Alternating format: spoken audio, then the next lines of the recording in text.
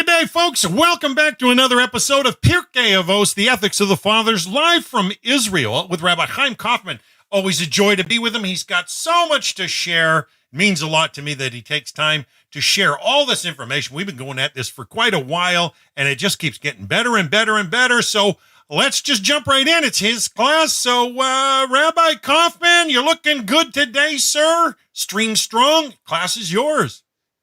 Always a pleasure to be here, as usual. And, you forgot to tell everybody that you didn't really give me a choice doing this class.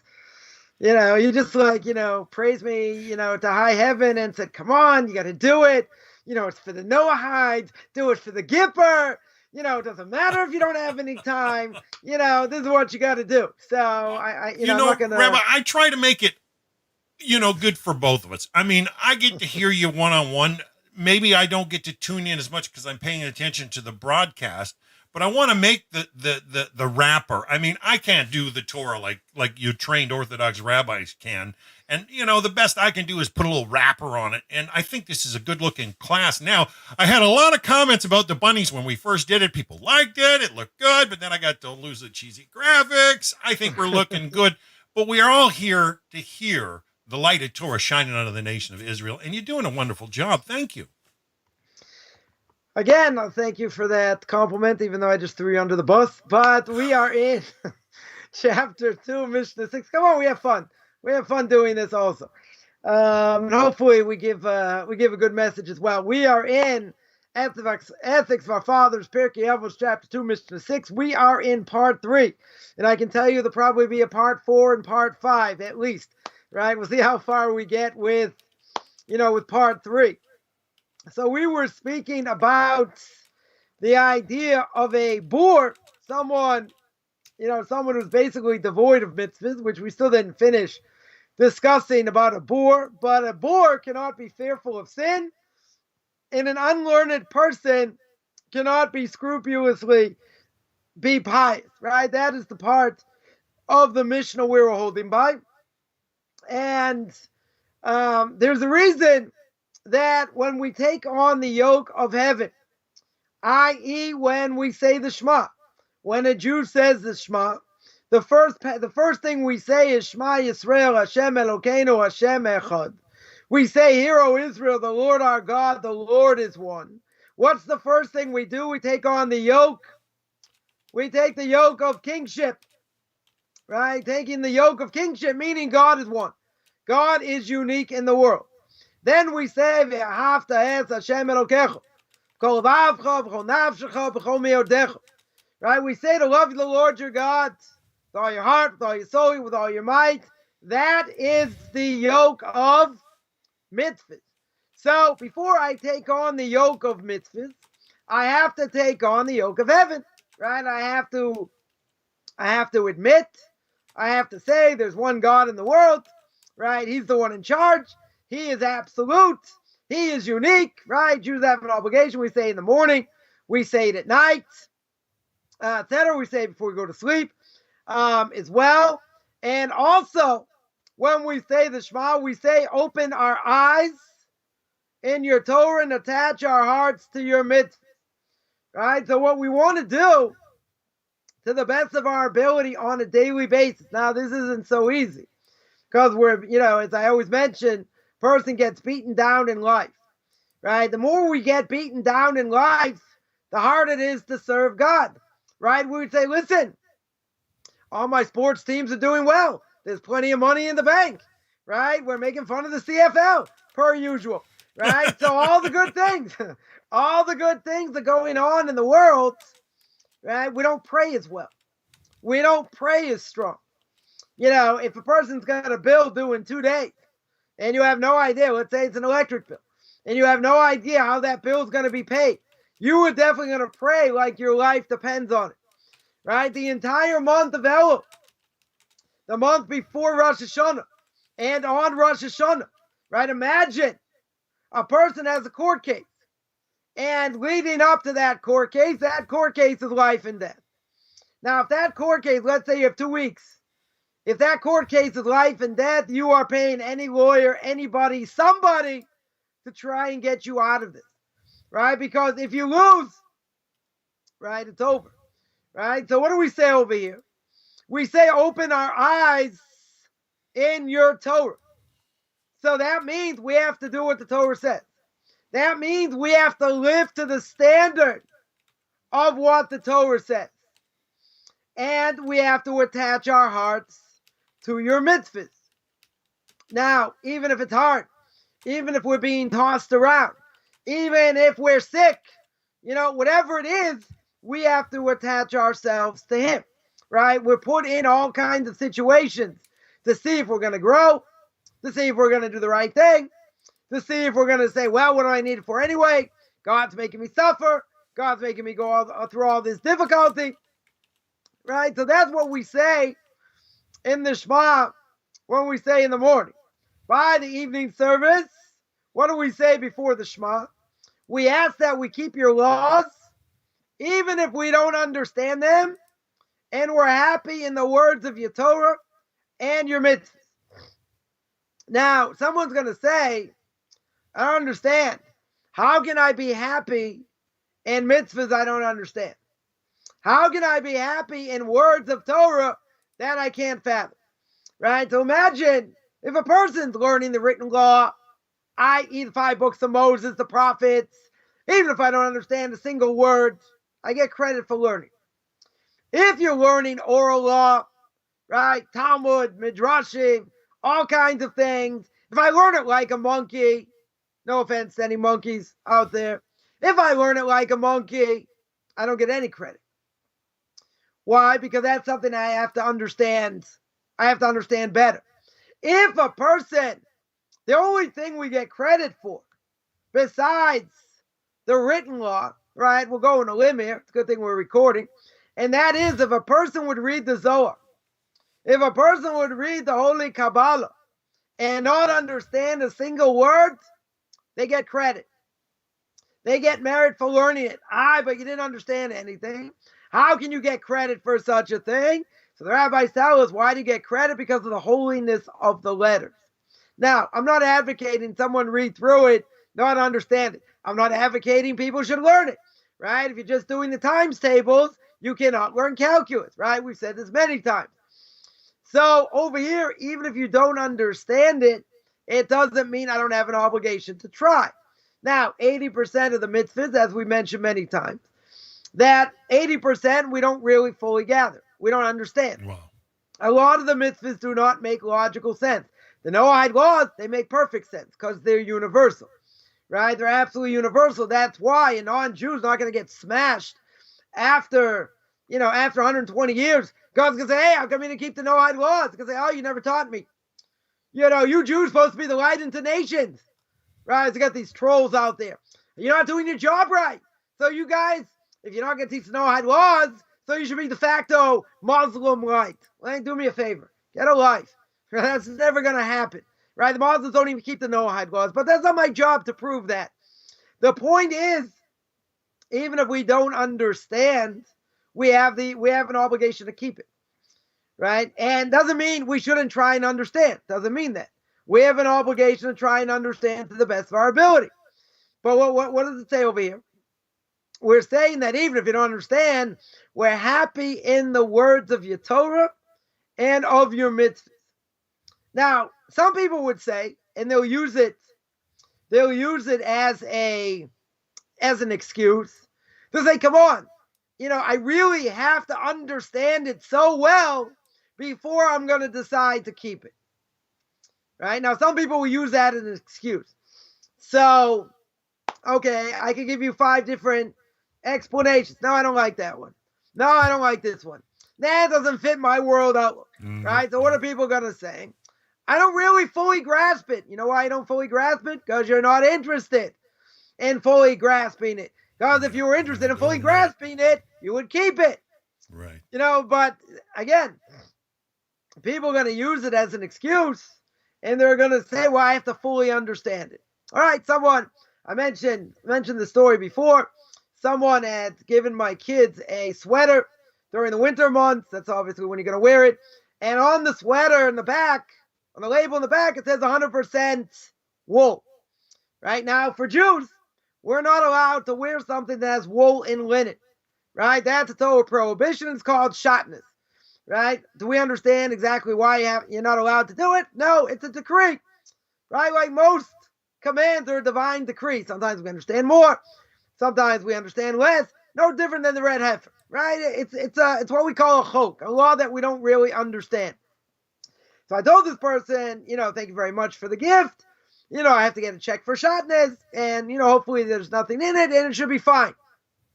So the person asked me, they said, why do you have to get a check? What's this, shatnez stuff? So I said, we're not allowed, the Torah says, you're not allowed to wear something that has wool and linen mixed together. So they said, why not? I said, it's a good question. I'm not really sure. It's a law we don't really understand, just like a lot of the laws, and it's a yoke, right? It's a law we don't really understand, but we keep it anyway. Someone says, come on, you can't give me an explanation. I was like, no, I don't have an explanation, or I don't even have a good explanation, right? So the person said, well, if you can't give me an explanation, why would I keep it, right? So what was my quick thinking answer? And if I gave you an explanation, you would keep it? No. You're just looking for an excuse to rub it in my face and say, see, even you don't understand it. If you don't understand it, why should I have to keep it? Right? But what is that saying? That's the ultimate in being conceited, thinking, oh, I know better than God. I know the laws better. And if you can't give me an answer, well, why should I keep it? Well, it's, we have to do the best of our ability to try and understand. That's true, right? That 100% is true. We'll say that all the time. At the end of the day, if I don't fully grasp it, I still have to keep it. I mean, the laws of mixing milk and meat, I can understand to a point, right? But the reality is, it's a law we don't really fathom. Why? Very simple. If I take kosher meat, I can eat it. If I take kosher cheese, I can eat it. If I take kosher meat and kosher cheese and I put them through a heat process, that is forbidden. That is a forbidden mixture of milk and meat. Now, what's the obvious question? The obvious question is, why is it forbidden? There's no reason why it should be forbidden. If the meat is permissible and the milk is permissible and I put them together, there's no reason why it should be forbidden. None, right? But I have to put it together through heat. Technically speaking, if like a lasagna or something. Yeah. If I took, let's say, pastrami. On the pastrami, I put cheese. Both are cold. If I take off the cheese, wash off the pastrami where it came in contact, or at least an inch around it, I can eat it. I can't eat the cheese afterwards. I have to wait 6 hours, right? Or 3 hours, depending where you're from, right? But I can eat it. I cut off a piece of the cheese, I can eat it. Why? Because there's no transfer of heat. If there's a transfer of heat, that's a forbidden mixture. Not only that, I'm not allowed to cook it. Even if no one's going to eat it, I'm not allowed to eat it, and I'm not allowed to get benefit from it, right? So how do I know, right? The Carrot's going to love this. The Torah says 3 times you're not allowed to cook a calf in its mother's milk. Right? Now, if we were thinking people, we'd ask, the Torah only has to tell me once. The Torah does not mince any words. If the Torah doesn't mince any words, then I have to come up with a somewhat logical explanation, or some explanation, as to why the Torah tells me 3 times, right? So the Karaites, any Karaites want to respond, I'm open to hear any explanation besides the one I gave, because the one I gave obviously is about oral law. You don't want to hold by oral law, come up with another answer, right? But the bottom line is the Torah tells me 3 times. The Torah doesn't have to tell me that. So being happy in the words of the Torah, understanding, first I have to take on the yoke of heaven. Right? The yoke of the kingdom of heaven. Once I take on the yoke of the kingdom of heaven, and I understand there's a God, He runs the world, God is absolute, He doesn't change, there's no moral relativism, right? Morality is not relative, so to speak. Once I make God king upon myself, then we can say we're attached to Torah and mitzvahs. If I don't make God king over me, right, I don't take on that kingdom of heaven, then it doesn't matter what I do. What I do is not called Torah. Even if I do some mitzvahs without taking on the yoke of heaven, then why am I doing it? People will say, well, you know what? It's a nice thing to do. What do you mean it's a nice thing to do? Right? Why in the world should it be a nice thing to do over here? right? There's a command in the Torah. I'm not allowed to kill a mother and its son together, right? I.e. as an animal, right? Not humans here, right? I'm not allowed to kill the mother, and its child. Why not? Because it's cruel. It's considered. We would think it's considered cruel, right? But that's not really the reason. Why not? Because the Mishnah in Brachos says that if a person says we keep this command only because God has mercy, like in this case, he's not going to kill the son in front of the mother. That's right. Mercy. You shut him up. Because really everything is a decree, right? So the Mishnah is coming to tell you, you don't want to do shiluach, you want to do shiluach haken. Why are you pushing away the mother bird and taking the eggs to make edrock soup? Why are you doing that? You're pushing away the mother bird for one very simple reason. You're pushing away the mother bird because it's cruel, right? Seemingly it's cruel to take the eggs in front of the mother, right? Most people would say that's probably the reason. Problem is, the Mishnah comes along and says, no, if you say that, then you're denying the fact that God's in charge over it. Why? Because basically you're saying God's doing it out of mercy. Who says God's doing it out of mercy? Right? In other words, there could be 150,000 reasons why we are supposed to push away the mother bird and take the eggs. If you one of them could be because God has mercy. Right? God has mercy on the mother bird. The problem with saying that is to go against this Mishnah.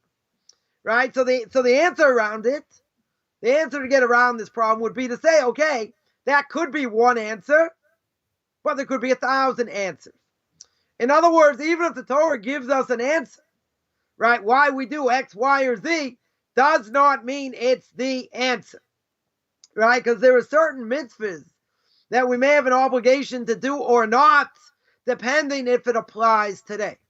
Right? There, for example, person's eating a meal, a Jew's eating a meal, they're eating bread. There's a mitzvah to wash your hands before you eat bread. You make the blessing over bread, you eat your meal, and by many, what they'll do is they'll wash their hands a second time. Right? They don't make a blessing over the second wash in the hands, what we call mayim achronim, or the second washing, as it's called, or the after washing, as we'll literally translate it. And what's the reason? What's the reason we do it? So one reason is that these put a lot of salt, right, in food. Wouldn't necessarily eat food with, let's say, a fork or a spoon or whatever, and therefore their hands would be salty. They may put it in their eyes. It may cause them damage, right? It could make them blind. It was a danger, right? It was considered a danger. So many people would say, well, today that reason doesn't necessarily apply. Right now, if that reason doesn't apply, there are two schools of thought. One school of thought is, if the reason doesn't apply, I don't have to do it. Right? In other words, the reason goes by the wayside.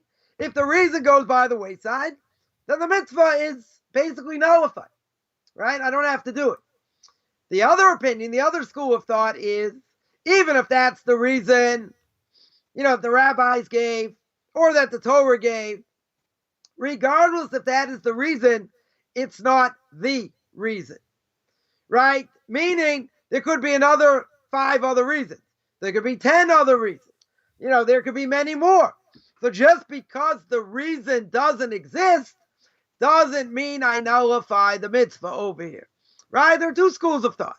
So a lot of people, do mayim achronim. They do this after washing. Some people are lazy, they don't, but it doesn't necessarily mean they shouldn't. Right? But again, I just want to point out there are two different schools of thought. Whether this is the mitzvah, the reason, or it's not. Right? And even if it's not the reason, then that means the mitzvah itself should not get nullified. Others would say if the mitzvah doesn't apply, then that's it. Why should I keep it? So we have to understand that if we accept God for who he is, that he runs the world, that God intervenes in history, right? He took us out of Egypt. That's the first of the 10 commandments. Exodus chapter 20, verse 2. Anochi Hashem Elokecha, I am the Lord your God, who took you out of Egypt, took you out of the house of bondage. Right now, the Torah could have told me that I am the Lord your God who created the world. That I think would be a much greater statement than saying he took us out of Egypt. Right? There's only one problem. Problem is, the commentaries say, who was there when God created the world? Nobody. Right? The beginning of Genesis, chapter 1, verse 1. See, people out there say, I don't quote anything. I just sort of talk, but I don't quote any sources. Right? So now we'll quote some sources to make some people happy. Right? So it says, Bereshis bara Elokim es hashamayim ve'es haaretz. God created the heaven and the earth. What happened before? What was God doing? Picking his proverbial nose? What was he doing? Right? So we understand he was busy creating worlds, busy destroying worlds, till he came across this world that this was going to be the ultimate. Right? Now, that being the case, nobody was there to witness it. Right? It comes on the Torah and says, Exodus chapter 20, verse 2. All right, I am the Lord your God, took you out of Egypt. Great. Because who was there when God took us out? Right? 600,000 men between the ages of 20 and 60. Not including women and children. It's 3 million people, right? We're 2.5 weeks or so right before Shavuos, right before the giving of the Torah. Judaism is the only one that makes such a claim. Right? Islam does not make that claim. The Christians, they don't make that claim. Right? We're the only ones that make that claim. Now, that being the case, we see God intervenes in history. If God intervenes in history, there must be witnesses. See, by the Christians, all the miracles JC does, no witnesses. Right? Or maybe a few witnesses. By Muhammad, all of a sudden, got this book.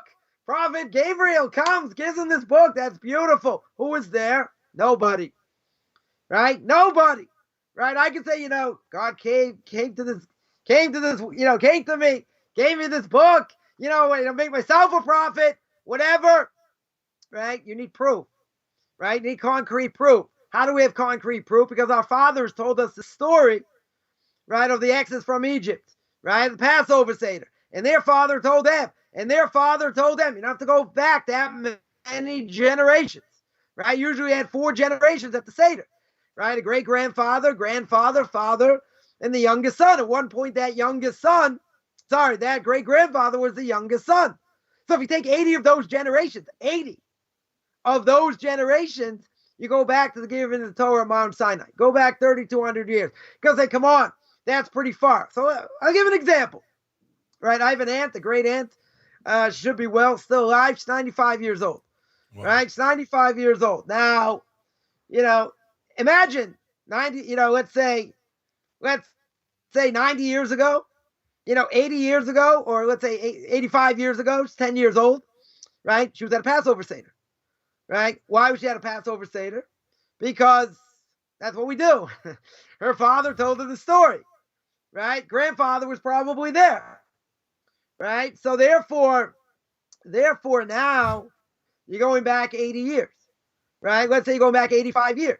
85 years or the 1950s, right? 1940s almost, right? So imagine that great-grandfather, who was probably in his early 80s at that point, was also the youngest son. So let him go back another 75 years. So now you're in the middle of the 1800s, right? Now all you have to go back is 1800s already, right? You're in the time of after the Vilna Gaon, right? It's 250 years ago, right? So now you go back another 100 years, right? You're in time almost to the Ramchal, the 1600s. You can say, wow, 1600s. We're in 2021 over here. Come on, that was 375 years ago, if I do the math right. 375 years ago. That's so long ago, but it's not. When you look at these generations as a link in a chain, you're not going that far back, right? 80 of those generations, I only mentioned 3, who were already in the 1600s, right? So all you do is keep going further back. Go back another 100 years in the 1500s, right? Your time of the, almost the Beit Joseph, right? That was later. It was about the 1700s, whatever it is, right? You don't have to go that far back. You go back 10 generations, almost in time of Rashi, right? Of those generations. right? You're just about in the time of Rashi, the Rambam, the Ramban. You can say, oh, that sounds so ancient. It's not, right? We don't have to go that far back, right? But even so, a person has to understand that, we have to take on the yoke of heaven, right? The kingship of God, so to speak. Non-Jews also, right? Certainly for a non-Jew, once a day, no question, they should say Shema Yisrael, right? They should say that God is one, that God is unique in the world. Now, obviously, they don't have the same mitzvahs, certainly that we do, that Jews do, but it doesn't matter. I would think a non-Jew that came out of paganism, came out of Christianity, they should say with tears in their eyes. We should also, Jews should also, right? But I would think a non-Jew even more, because now they're so thankful they came out of paganism. They're so thankful they came out of Christianity. They're so thankful I can take on the real kingdom of heaven, right? Not a cheap imitation, not something you can't attach yourself to, something you don't have to take physical responsibility, right, for what we do. Now, you're going to say over here, we said before, but we don't really understand a lot of what we do, right? But nonetheless, we're happy in the words of your Torah. So why would it be even by a Jew? Even by a Jew, right, takes on all these mitzvahs, right? We don't really have a choice. But you take on the yoke of heaven, the yoke of mitzvahs. We should also be whistling Dixie every single day, right? Every Jew, every male has to say in the morning that we serve God with great joy, right? So now you're going to say, okay, I have to be more Hasidic, right? I have to dance more. I have to sing more, right? Why are people not living this? Why are people living, most people living on Prozac? Why are most people depressed today? Because they don't know what they're living for. Not only don't they know what they're living for, but life is hard. Life beats us down, right? And if life beats us down, how in the world can I say, God, you're so great? I want to keep all your mitzvahs.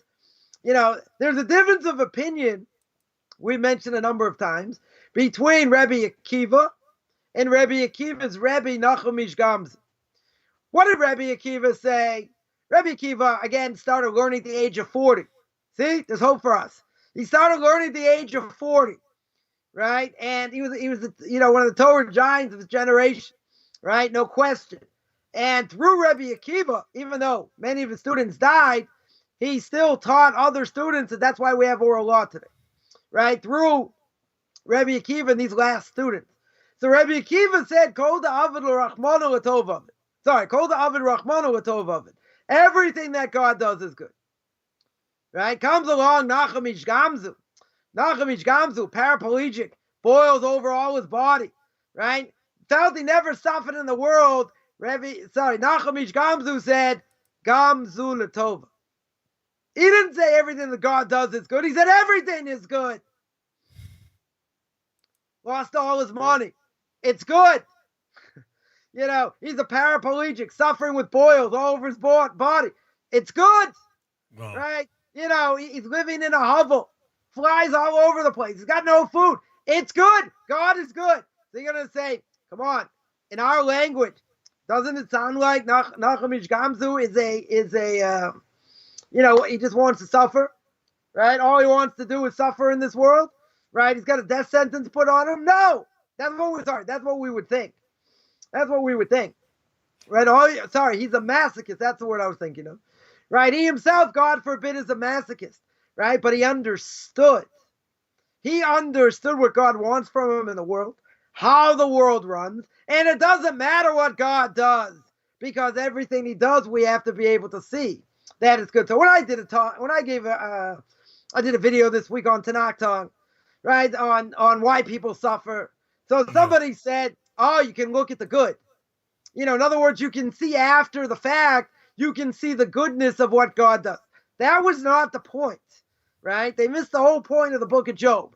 People suffer for what we do or for what our soul has to go through. Million reasons why a person may have to suffer in this world or, God forbid, later. If we see the silver lining, even if we see the silver lining down the road, right? The Talmud says If I put my hand in my pocket now, I don't have any money in my pocket because it's after Shabbos here, right? So I put my hand in my pocket, I don't find the right coin, or in my wallet, I don't find the right money, whatever. That's considered suffering, right? That would be considered suffering. Yeah, Now, yeah, someone wants to make a statement. Someone wants to make a statement and say, but I can look at the good. I can see, okay, this happened and the other thing happened. And in the end, I see it was really to my benefit. Yeah, but that doesn't answer the question. The fact that a person had to go through that doesn't matter how you view it, right? Really, that's irrelevant. What's relevant is the fact that it happened, right? It's a fact that it goes on the side of sin at some level, that God is paying you back for what you've done. Whether it's financial, whether it's sickness, whether it's a million things, right? There are a million things that could go wrong. If that is the case, then someone's going to say, well, I could look at all these cases and all these difficulties, and I can say, you know what? I can see the light at the end of the tunnel. Seeing the light at the end of the tunnel is not the answer, right? Understanding that you're going through it because you sinned. That's the most important thing. How you look at it afterwards, you want to see the good in it, whatever, but you cannot say that you just got whacked around and it's all good, right? Unless you're unless you're on that level of Nachamish Gamzu, right? But you're not saying that. You're saying after the fact, I can see it as being good. Okay, but that doesn't mean you didn't get punished.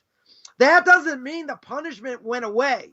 All that does is it shows how you can spin it from a proper Torah perspective. That's very good. I'm not going to say that's not good. That doesn't mean, though, the person didn't suffer over here. They didn't get paid back for a sin that they did, right? The way the person said it was, well, it's like you didn't do anything, right? No, I don't see it that way. It's like nothing happened. What do you mean nothing happened? Your washing machine broke. It's going to cost you $400 to fix, right? Or less or whatever. Or something happened with your car. Something happened with something else, right? So you're going to say, oh, that's not punishment. I have to see it as a blessing. Then what is it? It's only a blessing. You know, you got your left hand chopped off. Oh, that's a blessing. We're not masochists over here. We're not interested in suffering. Suffering comes about because of things we did, right? Because of actions we did, or let's say better, things that we should not have done, or things that our soul has to go through, you know, from a previous experience that has to get paid back in this world. Okay, right? That I can understand, but you can't say everything that happens, there is no payback. That goes against many, many things in Torah. As we mentioned in the Shema, I'll take your question second. As we mentioned in the Shema, second paragraph of the Shema says, if you do the right thing, God's going to give you water in your field, you'll have food, everything will be good. If you do the wrong thing, God's going to stop the rain. You know, you won't have food. You will suffer, right? Now, that's quote unquote, that's in the Torah, right? The prophets scream and yell against the Jewish people. God's going to punish you, right? Yeah, you have to repent from your evil ways. There will be payback. Doesn't matter how I spin it. How I spin it doesn't matter. The point is there will be payback for the actions that we do. Question. Well, yeah, I know that we all have what's known as a fight or flight response mechanism that is at a base level, but that exists for a reason. Point being, caveats, warning signs. You know, what do we do with warning signs? You talk about, you know, going through something because you sinned. There's usually some warning signs along the way that, hey, don't go down this road. Stop. You know, turn the other way. Does the Torah talk much about that, or in the Mishna? About exactly what case? Well, just, you know, rather than it just being payback, or reward, you know, to live in this world. I mean, the whole Mishnah, I think, itself is put out there so that we understand the warning signs, and you're going into depth about things in life. I think, you know, life can be quite a beatdown if one's forever in that a defensive position. If they're always, you know, let's say their life has been, you know, a lot of sin in their youth or something, and they've gone through just you know, endless buffeting. No organism can survive in that fight mode forever. that fight or flight mechanism has its limit. Human being has their limitations. We're here, I still have a hard time, Rabbi, with the notion that Adam was intended to live forever physically. I don't see that as being realistic or in harmony with the. Well, just because things changed, God had to go to plan B. Plan A, that's what was supposed to happen. But obviously, but nothing would have caught him off guard like a plan B. It No, was but you part have of to my coming understand, out of God Christianity. Yeah, but God was gave him a command. God gave him a command, right? He gave him one command. he broke it. We know it. Yeah. Okay, he went against the command and he changed life as we know it forever. Yes. God There was throws a him transition. God throws him out of the Garden of Eden. He's not allowed to eat from the tree of life, right? And the reason is because if he's going to eat from the tree of life, then he doesn't get atonement, right? You have to go into the ground, which is something actually I spoke about on Thursday about cremation, right? Whether a Jew can get cremated or even a non-Jew, right? For that matter, or does even a non-Jew have to go? Yeah, you got work to do. Yeah, so you got homework. So, that you have to go into the ground. You're created from the ground, four corners, dust of the four corners of the earth. You have to go into the ground, right? That's a form of atonement, right? So there's an ideal world that God set up, and there's a world that we have to live in, right? God obviously had plan B. He didn't have plan B. Well, then. Well, he's omniscient. Then he would have known. Then mankind would have been a robot, right? He would have done his will. He would have gone into the Garden of Eden properly, and that's it. Wouldn't have eaten from the tree, and there would have been death, and everything's great. But obviously it didn't work that way. But one thing you did mention, there are a lot of things we go through that are not in our control. Right. Most things that we go through are not in control. One day, right, as we always say, probably, when I'm about 92, we'll still be on like the third chapter. We'll be in the third chapter. we can stop Pirkei Avos, whenever you wish. I mean, I'm kidding. But the Mishna says later that a person is born against their will and they die against their will. That's right. Right? We don't have control. Two people get together. God puts the soul in that body. You don't have a choice. Right? That soul, God cajoles. It's a whole question how this works. But the soul is basking in God's glory under the heavenly throne, whatever that means. And the soul doesn't want to leave. God says, come on, you want to go? And the soul's like, no. God's like, really? You want to go? Right? And God convinces the soul and puts the soul in the body. Now, based on that, does the soul have a choice? The body? No. Does it have a choice who its siblings are? No. Does it have a choice who the parents are? No. Does it have a choice socioeconomic situation? No. Right? There are a million things that the child does not have a choice in. What if the child grows up in abject poverty? What if the child grows up in abuse? Parents are alcoholics. Parents are drug addicts. Right? Whatever. Take the story of Nissim Black. Right? Anyone's ever heard his story? It's an amazing story. And he said on himself, and I'll quote him, he says, I should never be alive today. Right? Based on how he grew up, he should not be alive. It's true. It's very true. Right? He grew up in a messed up house, in a crack house, whatever. And, drugs, alcohol, this, that. He's lucky to be alive. No question. So a person grows up and they go through unbelievable trauma. Right? Is it their choice? It's not their choice. Right? They're not asking for it. They're not asking to be abused. They're not asking to be, to grow up in such a messed up family. Right? It doesn't have to be physical abuse. It can be mental abuse. So even if that is the case, we're not here. We're not here to say, look what you gave me over here. A person could complain and say, why should I believe in God? Look at my life situation. Look how bad my life situation is. Yeah. Or was. Look what I had to go through. Or what my parents put me through. My siblings put me through. All these different things. But you know what? There are people that grow up in messed up houses that somehow come out okay. And can see the beauty. They may be scarred.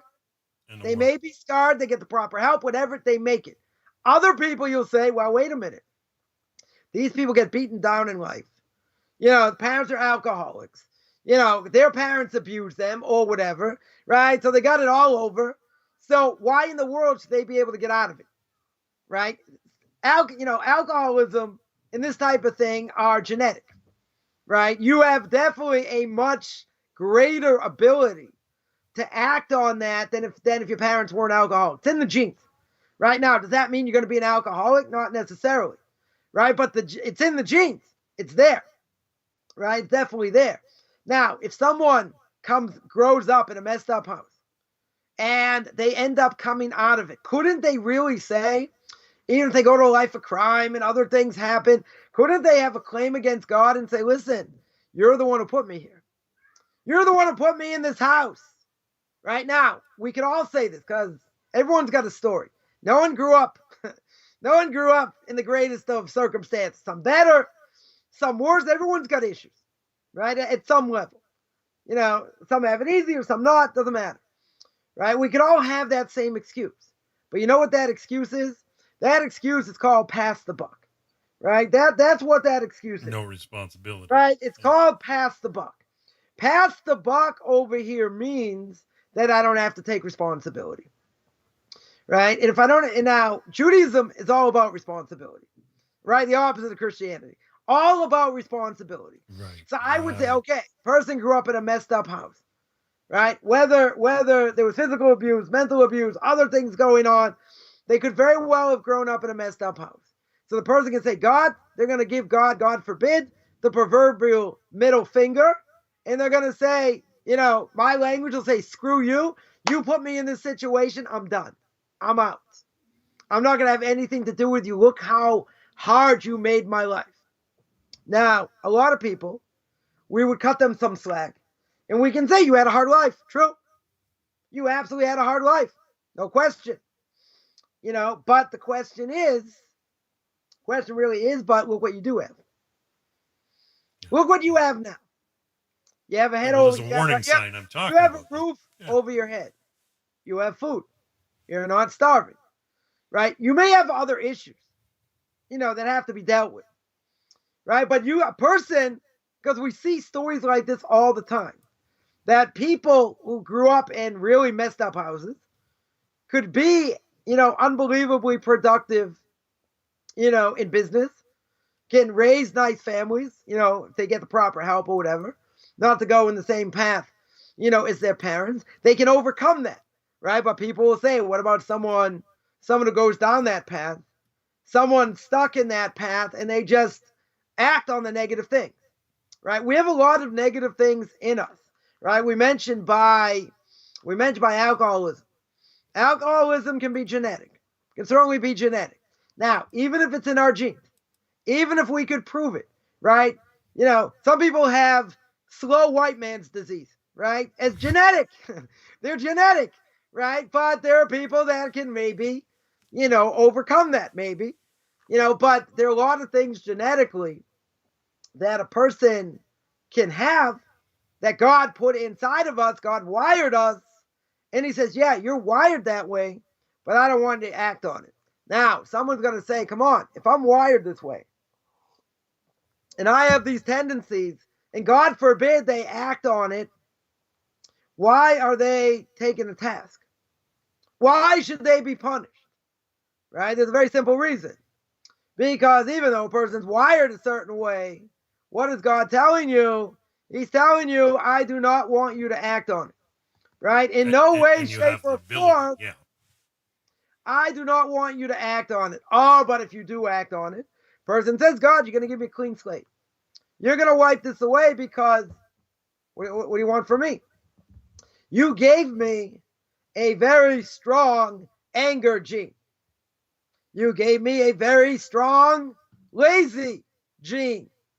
You gave me a very strong, messed up desire gene, right? Doctor once told me that, it's been shown that someone who's a homosexual, right? They have, a certain gene, right? A certain genetic makeup of someone who's a homosexual.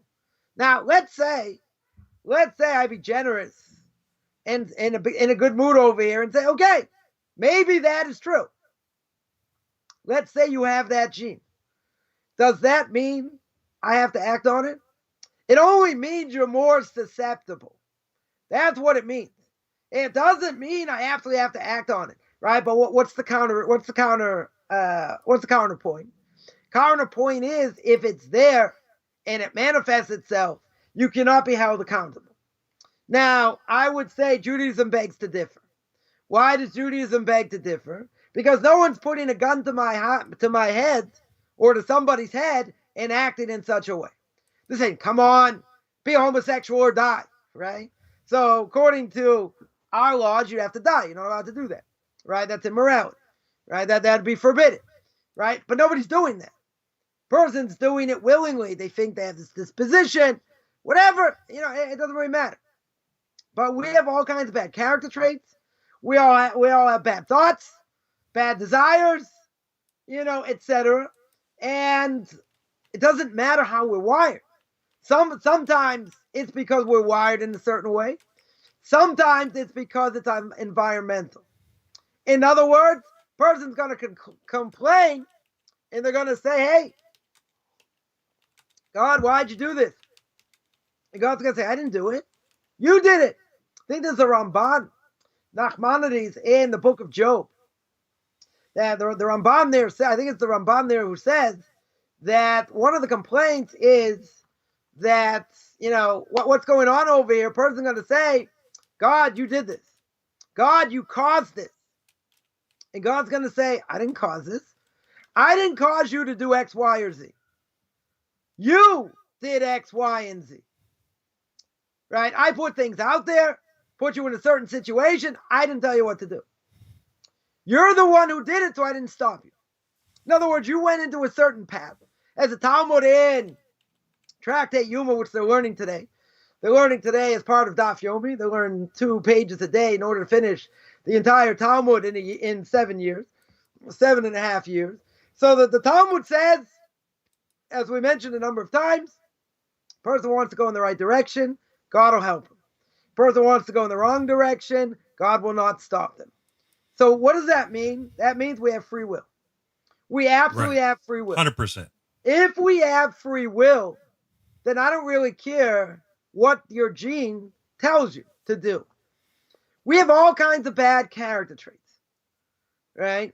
Even if the LGBT community is going to convince everyone or try and convince everyone in the world that this is a normal thing, right? And they're going to teach kids from very young age, who's to say you like someone of the opposite sex? Maybe you like someone of the same sex, right? So you're putting it out there, which is going to go against the entire system of marriage, right? A man and a woman.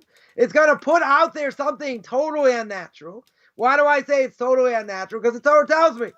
Torah tells me that a man has to cling to his wife, right? Says the book of Genesis.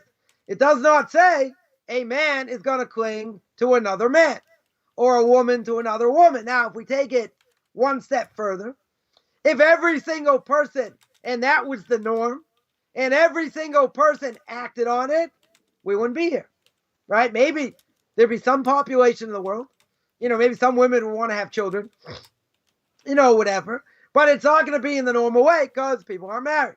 They're going to say, oh, come on, not everyone's going to act on it, not everyone's going to do it, and all that, fine, right? But what are they trying to inculcate, right, into kids today? They're trying to inculcate and, have them read books when they're little. Johnny has 2 fathers, right? Sarah has 3 mothers. I don't know, whatever. Trying to portray that's something that's not abnormal. Now, the only reason we believe it's abnormal is because the Torah tells me, right? As we said before, we believe God is absolute. We believe in the kingdom of heaven. It doesn't change. Morality is not relative. So when you start bringing all these things up and people say, oh yeah, that's actually a good point. How do I know if I want to go this way or that way? Maybe I'm straight. Maybe I'm not. Maybe this, right? But they're trying to convince you. They're trying to bring out, a whole new thing over here to show this is the norm, going against, the institution of marriage over here. So that being the case, if you take it to its normal conclusion, logically, right? No rabbis, no midrashim, no oral law. You take it to a logical conclusion, there would be no human race. That's the right. human race would all about disappear. Right? We're already, Long we're time already ago. in trouble to a certain extent because there are countries that have that barely reproduce.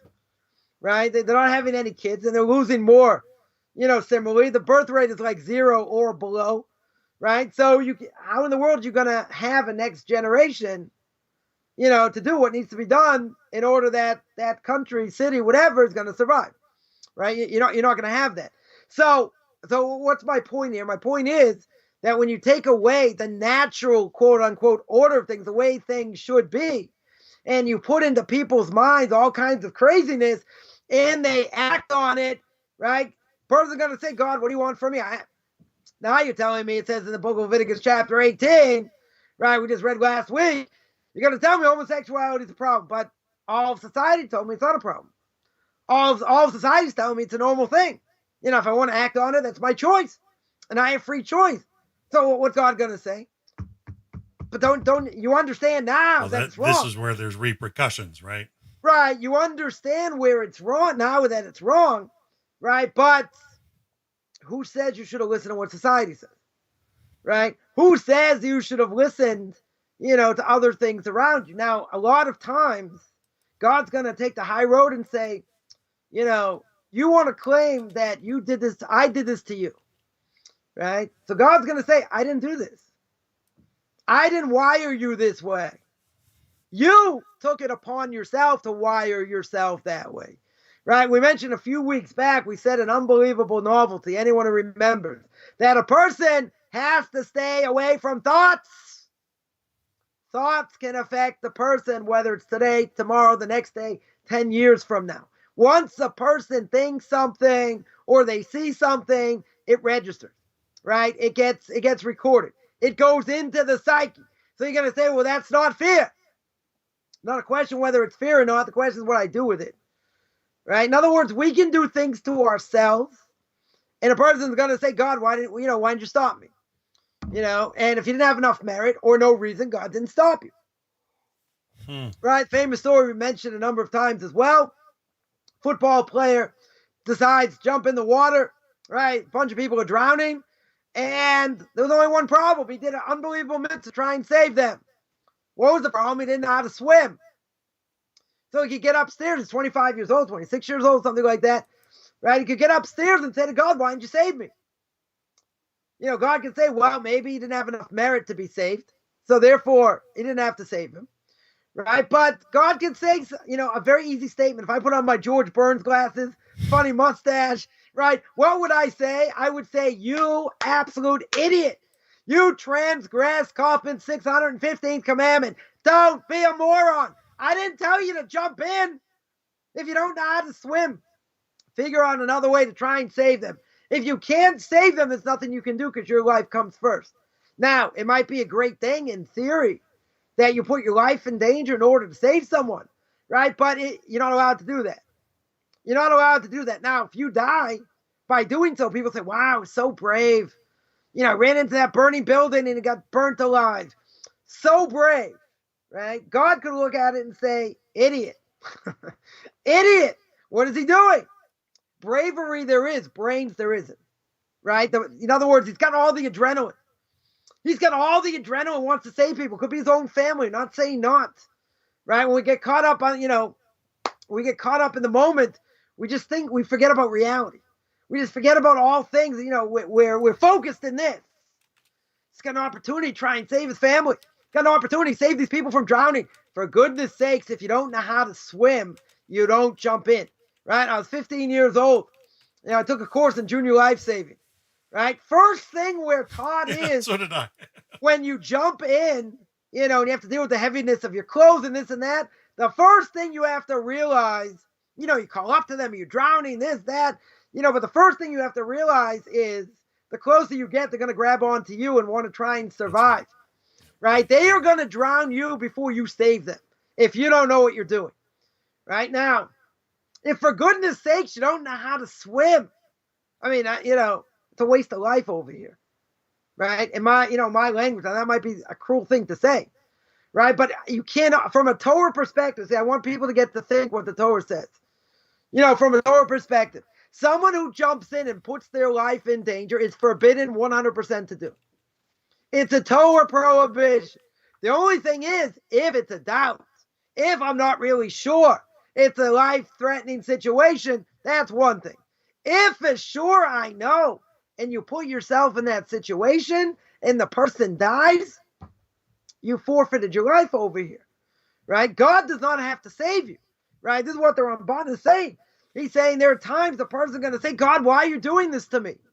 But you made a bad investment. You did something stupid, and I didn't do anything. I didn't do anything to stop it, right? For Rabbi, can I ask? Because this is important, and I've known traumatic brain injury people, and some specific types of injuries prone to risks, and they seem to go through repetitive problem over and over and over. And it's definitively linked to what you're saying. I mean, they're doing things they should, in fact, not do, but they cannot stop themselves in the sense of they're prone to risk. And no matter how much you teach the lesson, it's just not going to get through to certain people. So it depends. I wonder how Hashem really can cope with that or deals with it. They still get the repercussion. It depends. It depends where the person is, right? If the person's mentally challenged, we're not talking about that, right? Even if you want to tell me, somebody's got this bug in his brain, and he says, if I were put in this situation, this is what I would do. That doesn't mean he's right. It doesn't mean he's right by any stretch, right? In other words, he thinks he's God himself. He thinks I'm put in this situation, I'd be willing to risk my life. Why would you be willing to risk your life? Why would you put your life in danger? Say, what do you mean? I got an obligation to try and save someone. Yeah, but the Talmud says clear. Who says your blood is redder than mine? Right? The famous case, two people in the desert. They have a flask of water. This is right. If both people drink it, they'll both die. They'll both die. They'll both die, right? So you have to take priority. Your life takes priority. Now, it may seem cruel that you're going to survive and someone else won't, right? That's true. And sometimes maybe someone is willing to forfeit their life for someone else, right? So, that's another issue. There's stories in the Holocaust. No one should ever be in such a situation. Who did the Nazis try and get first? The Rebbes, right? The Rebbes, the rabbis, etc. And I think in one case they had one of the rabbis in their midst, and they said, who's so and so? No one wanted to come forward, right? So one person said, I'm the Rebbe, right? Yeah, it's me, and it wasn't, right? And obviously, if he's taken and killed, right, he forfeited his life for somebody else. Right? Somebody on the line, Rabbi Ebenezer, is asking, what about soldiers or firefighters, etc., things that put themselves right into serious danger. I mean, they're trained for it, we understand. Okay, all right. So let's get back to this case. I'll answer that. Yeah, where's it honorable? Okay, all right, admirable. That's a different issue. That's a different issue. But the question here was, how could someone imitate someone else knowing they're going to die? In other words, they say I'm the Rebbe, but they're not. And that allows the Rebbe to escape. So the question is, how can he do it? He's not allowed to give up his life. It's not something he has to give up his life for. Right? They weren't saying, well, if you don't turn him over, you're all going to die. That's a different issue. Then everyone has to die. Right? That's an explicit Mishna. That everybody has to die. If they say hand him over or we're going to kill everybody, that's a different issue. That you're not allowed to snitch. Right? Because again, you come into this principle, whose blood is redder. Right? But again, you'd have to ask the question, how does this person get judged? Right? We should never have to go through anything, like this. But this person's willing to forfeit his life. Right? Why isn't that suicide? He knows he's going to die. He knows he's going to die, but he's doing it to save someone else. Now, to the other question, see, this is not going to answer the other question because it's a totally different thing. Someone who's equipped, to do this, to be a firefighter, to be a policeman, right? Even in the times of King David, you had a standing army, right? You needed people to sit and learn because that was the merit for the standing army, right? But you need people to fight. Now, if you tell me you get people to fight, if they get attacked, they could die. True, right? That is very true. But, even if that is the case, if you say, wow, it's too dangerous, and you can't put your life at risk, then that means that there'd be chaos in the streets, even worse than it is today. There'd be much more chaos in the world. No police force, no firefighters, right? If there was a fire, it'd be, houses would be burnt to the ground. Many more people would die, right? So somebody who is willing, to risk their life, so to speak, as quote unquote a profession. There are things that are more severe, right? Certainly less. You had nurses and doctors certainly on the front lines of COVID, and a bunch of them died, got sick or whatever, right? Normally that wouldn't have happened, in general. But imagine a doctor, a nurse, the worst place to be, if a person's sick is in the hospital. Now you're going to say why? They get the best care, but there are germs everywhere, right? In other words, a person can get sick worse by being in the hospital. What are you going to say? You can't go to hospitals, right? You say, well, hospitals are off limits because you're going to get sicker. There is a reality. There is a reality, but you know what? You have to put your best foot forward, right? If a person's sick, they have to go to the hospital, right? And, if there's no other choice. Could a person get sicker? Yeah. A person could absolutely get sicker, right? There's no question, but you can also get better, right? So you need people to be put in certain positions in order to make sure there's no chaos, right? In order to make sure that the law of the land is upheld, in order to make sure nations can live in peace. The only way nations are going to live in peace is with the standing army. That's it. I mean, certainly today is nothing to talk about. You have no enforcement. Right? Way back when, again, even in the time of King David, right, there was a standing army. We know in the time of the prophets, right, people got killed, right? You needed people to defend, right? So you're going to say, well, how could someone do that? Because there are certain things at a minimal level you need, otherwise the world will not be able to exist, right? If you don't have a standing army, you don't have a police force unless you really didn't need it, etc. That'd be one thing, right? But the fact that you do need it, and there are people willing, certainly willing to do it, right? It is a good question.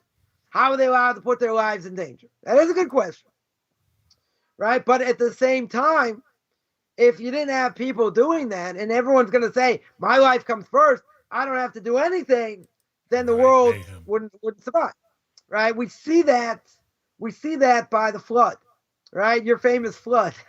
Your famous flood. Oh, I want to get back into work on some stuff there. Exactly. The floods, what was the seal of death? By the flood, stealing.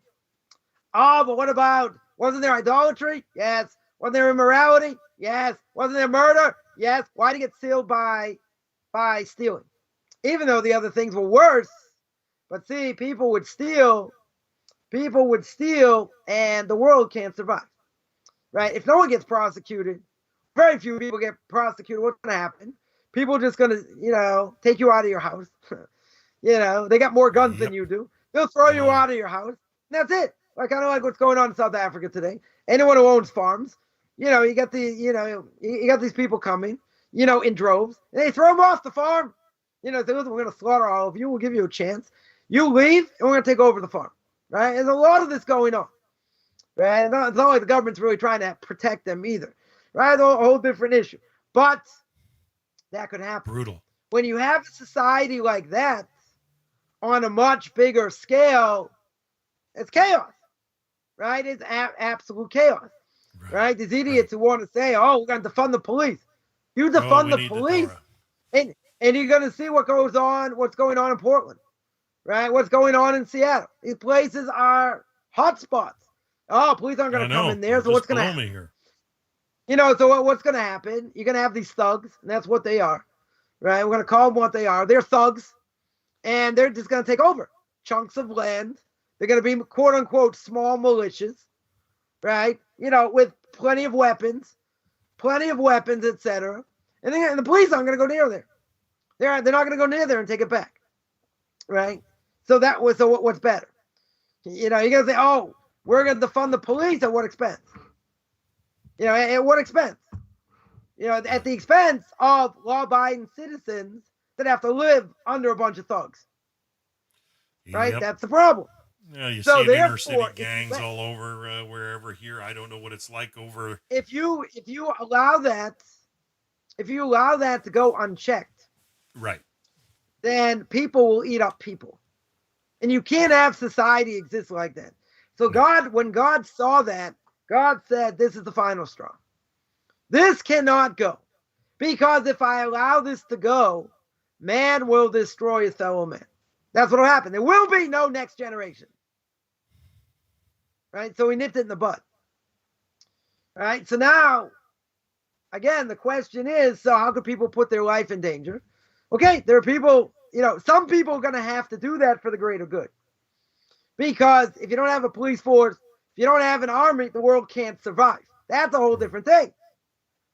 Right? If everyone say my life, my blood is redder, I'm not going to do it. And everyone says that, there's no standing army, there's no police force, firefighters, and the whole world goes to pot. The whole world would never survive. Wouldn't survive. Right? So we have to realize, we have to realize with all this that life is precious. Even a person on a respirator and it's forbidden to take them off. Life is precious.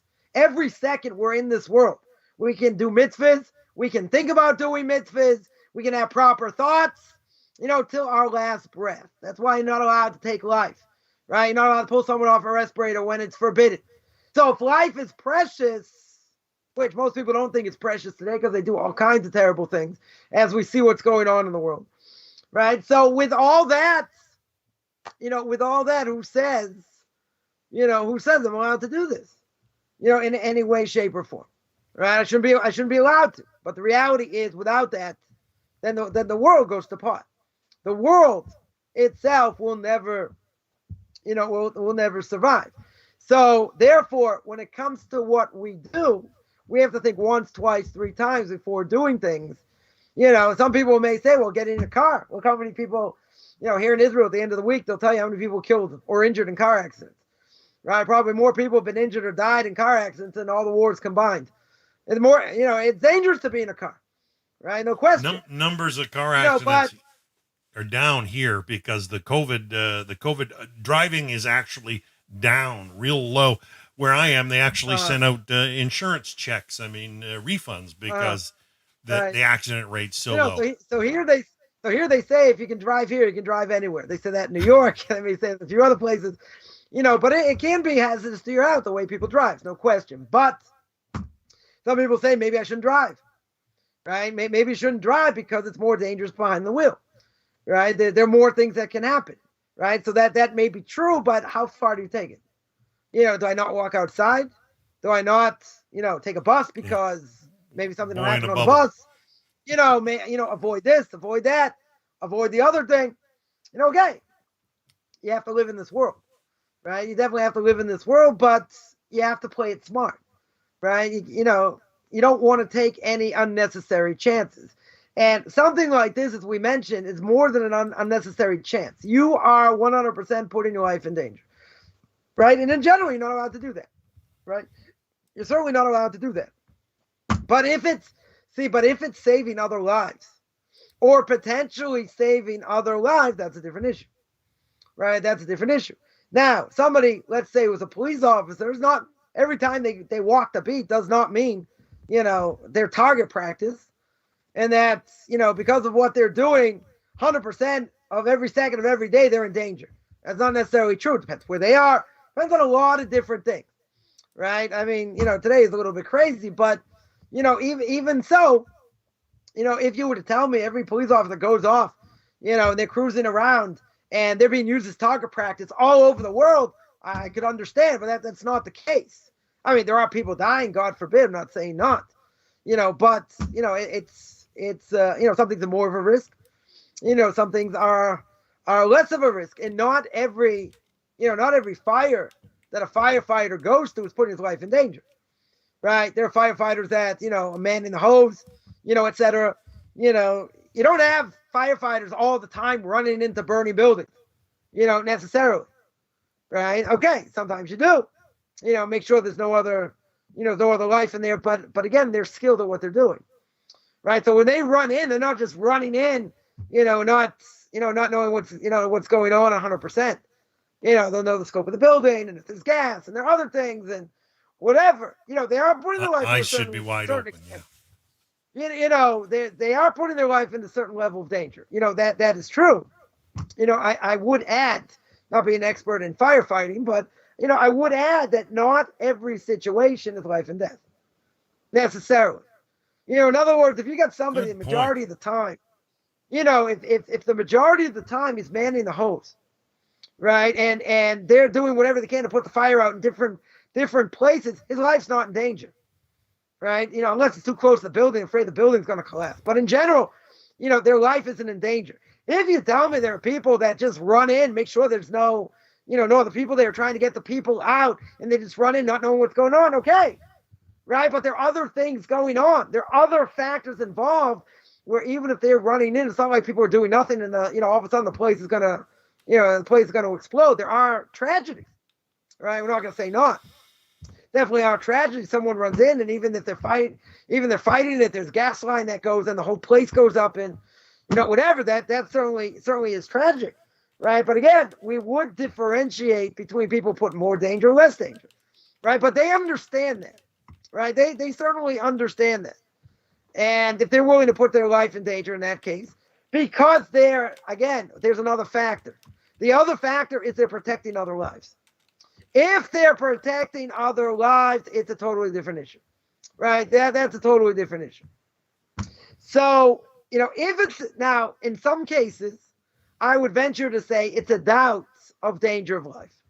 It's not true danger of life, right? It's a doubt. If it's a doubt, then I can put my life in danger, right? That's not an issue, right? If it's for sure, for sure, you may not be coming out. For sure, it's life or death, different issue, right? That's a different issue, but this is for the greater good.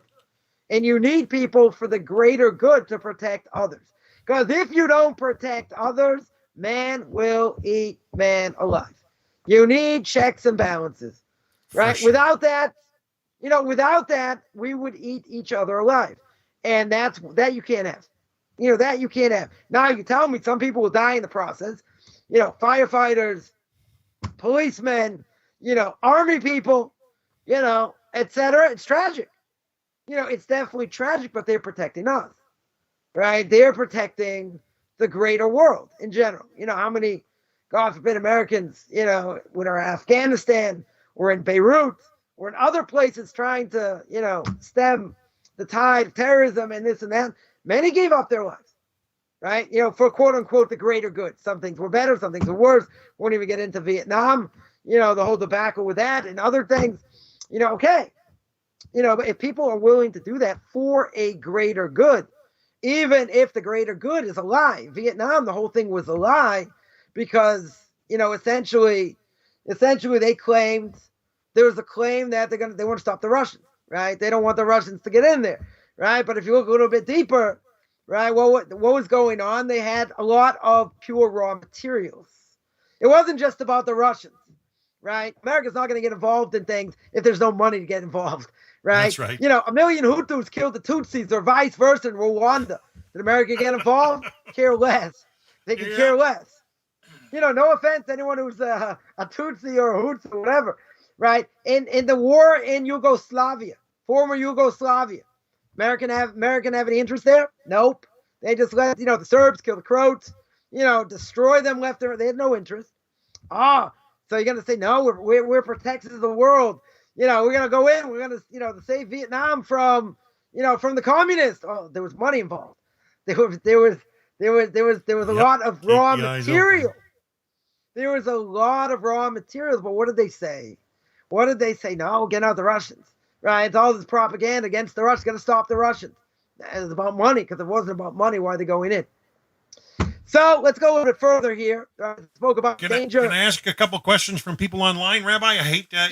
Sure. You got people asking questions, actually, all of a sudden. The latest one was... I didn't say one thing that was controversial yet. No.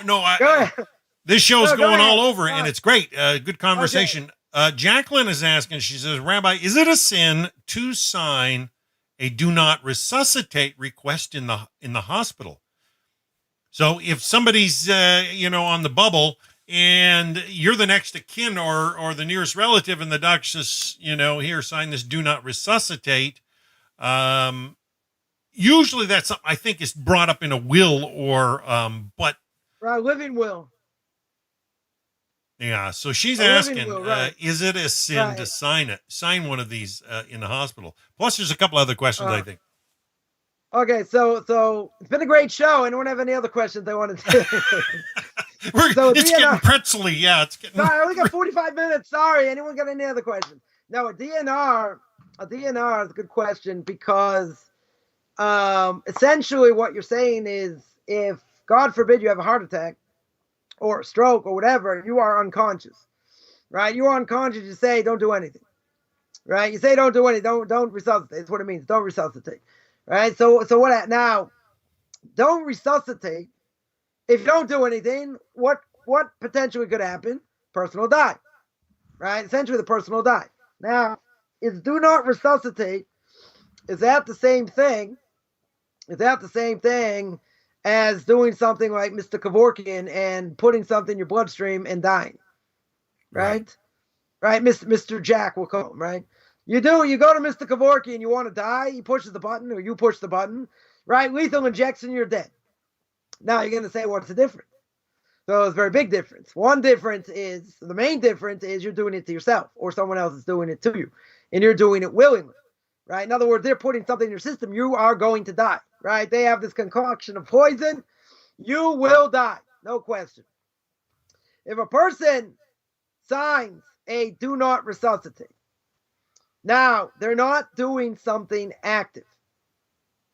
In other words, what are they doing? They're saying don't do any heroics. Now, what happens? What happens if they don't do it? So potentially they'll die. But it's not direct. Right? If a person, let's say there was a case that I knew about, somebody 30 years ago, 40 years ago, had a kidney transplant. 30 years later, 25 years later, second kidney starts to fail. Right. They weren't a candidate to get another transplant, and they had to go on dialysis. Now, they could have probably lived another 10 years or more on dialysis. Anyone's ever on dialysis, it's a painful process. Certainly not a good way to live, right? No question. But your life will be extended, right? No question, your life will be extended. Now, this person decided they didn't want to live that way, right? They were already like 75 or whatever. They didn't want to live that way. So they decided to do nothing. Now, if your second kidney is not functioning properly, so what's going to happen? What's going to happen is that you don't do anything, you don't go on dialysis, you will die. That's essentially what will happen. And two months later, all their organs went and they died, but they lived, another 2 months and they lived the way they wanted. Okay. So after I heard this story, I went to ask my Rebbe this question. I said, is that called suicide? And the answer was, if they don't want to stand up, the person doesn't want to stand up to pain, or they're afraid of what it may bring or whatever, they don't have to. If they've already been treated, that's one thing. Then they can't stop. If they decide, I do not want to be treated, they're allowed to. Because they don't want to go through the pain. They don't, and that's not called suicide, because it's not direct. Even if it would be direct, what's the example that the Talmud gives? Talmud gives when we're talking about the destruction of the temple. No one should ever be in such a situation. By the destruction of the temple, 400 kids were taken as slaves on a boat, going back to Rome. Now, these 400 kids understood what they're going to be used for. And they decided there's no way in hell we're going to let the Romans abuse us. So what did they do? They all jumped overboard and died. They all drowned themselves. Now, the Talmud over there, interesting enough, does not say, how could they do this? Why isn't that suicide? Well, first of all, they're kids. Right? It's a little bit different issue. But Talmud doesn't ask the question. Right? One of the commentaries there says, if a person feels they can't withstand the pain or what they're going to go through, then they're allowed to do this. And it's not called suicide. right? So this is what my Rebbe answered. So I said, that's great. The only problem is the Rambam over there does not say anything. The Shulchan Aruch, the Code of Jewish Law, does not say anything, right? It's not brought down. This story is not brought down according to Jewish law, right? It's more esoteric story, right? What we call a Gadita, the Talmud. And normally we might learn some Musar from it, but you don't normally learn Jewish law from it. So I said, that being the case, the Rambam doesn't say anything, Shulchan Aruch doesn't say anything. He goes, that's the law. That's what the halacha is, right? So now I'll apply that because I'm not world expert in these type of things, but I will apply that to say that if a person does not want to go through life further, like whatever, if they are unconscious, etc., they don't want to go through the heroics, etc., they're allowed to, right? They certainly would be allowed to. Why? Because it's not direct. It's indirect.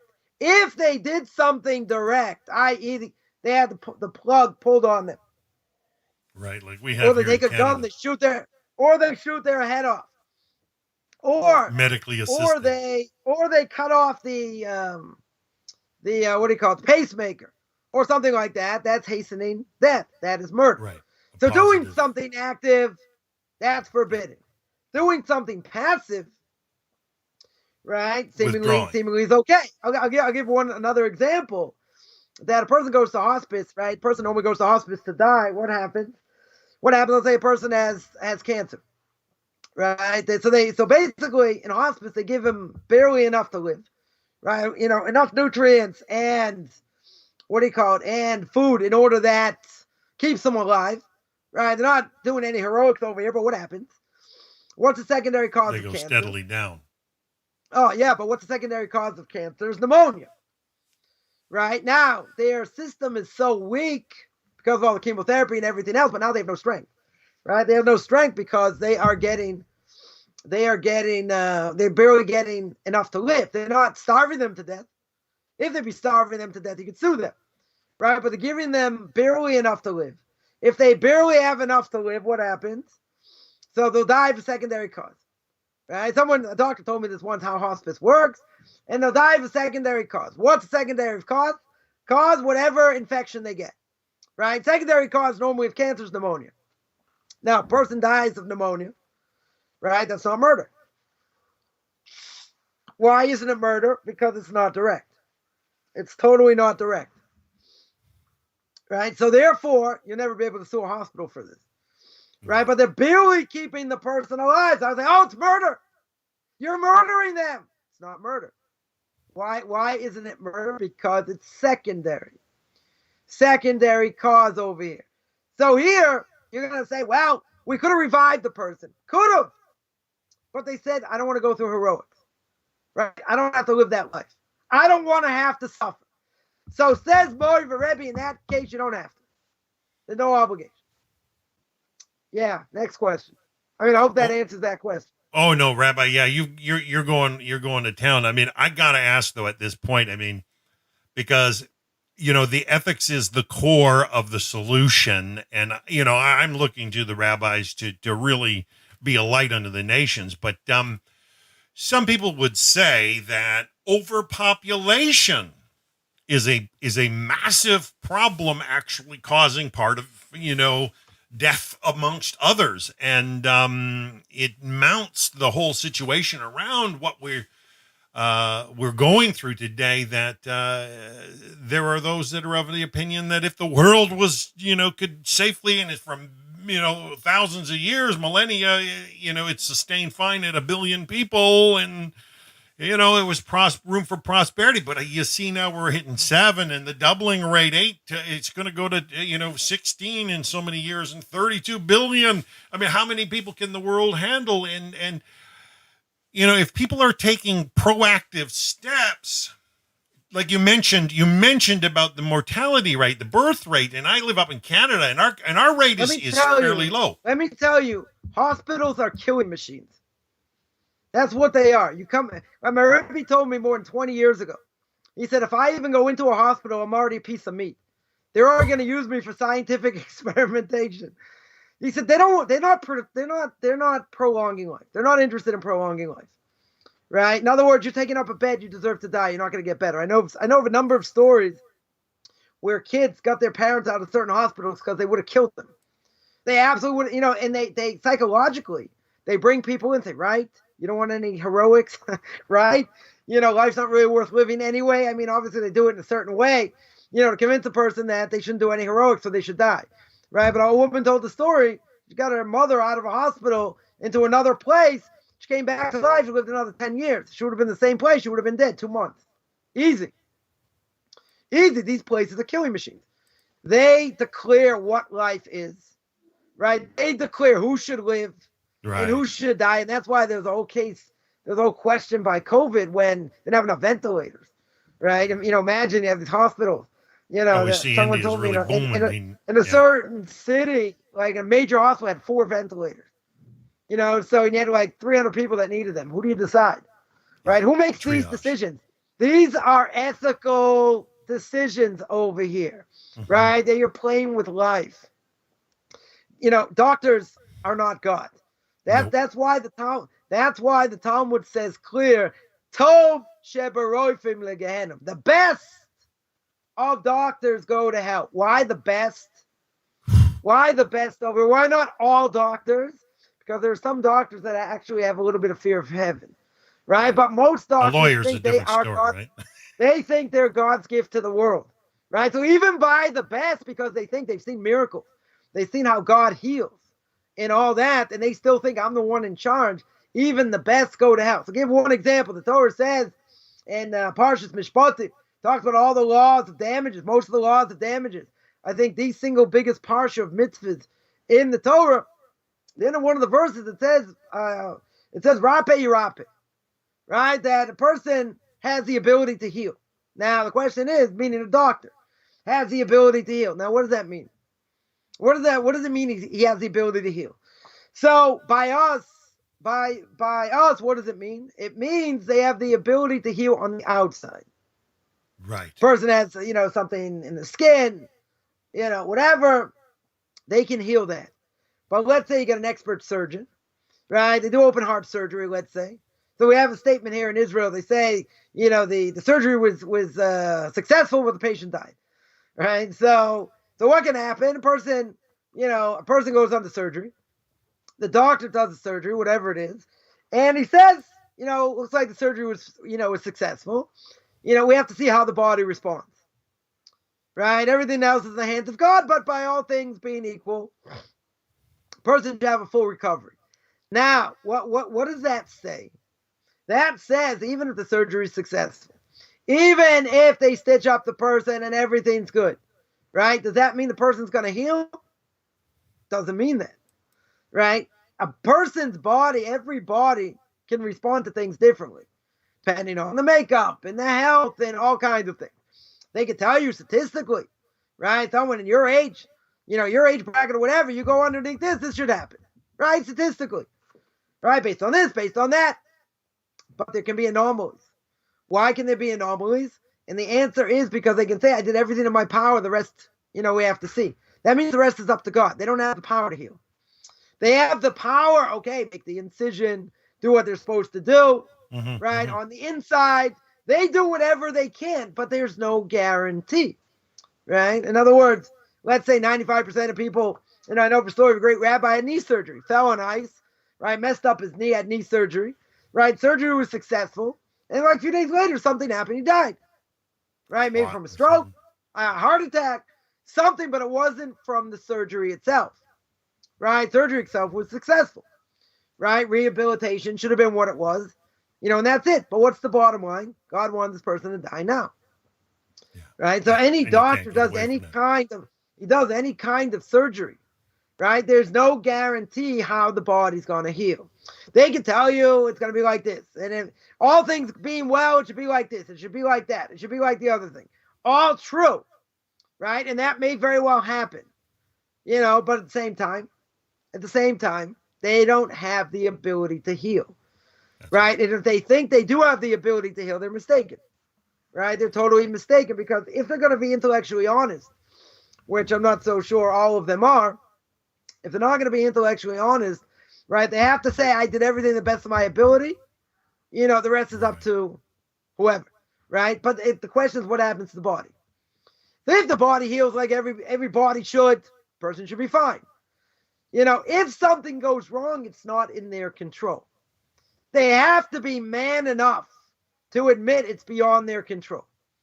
And there are doctors that absolute chutzpah that they want to say, I'm the one in control, like the story I've told before. With the doctor and the patient, he says, I'm the one in charge, not you. Not God. And this person, his doctor gives a presentation in front of 300 people. In the middle of the presentation, you know what they say? You got to go when you got to go.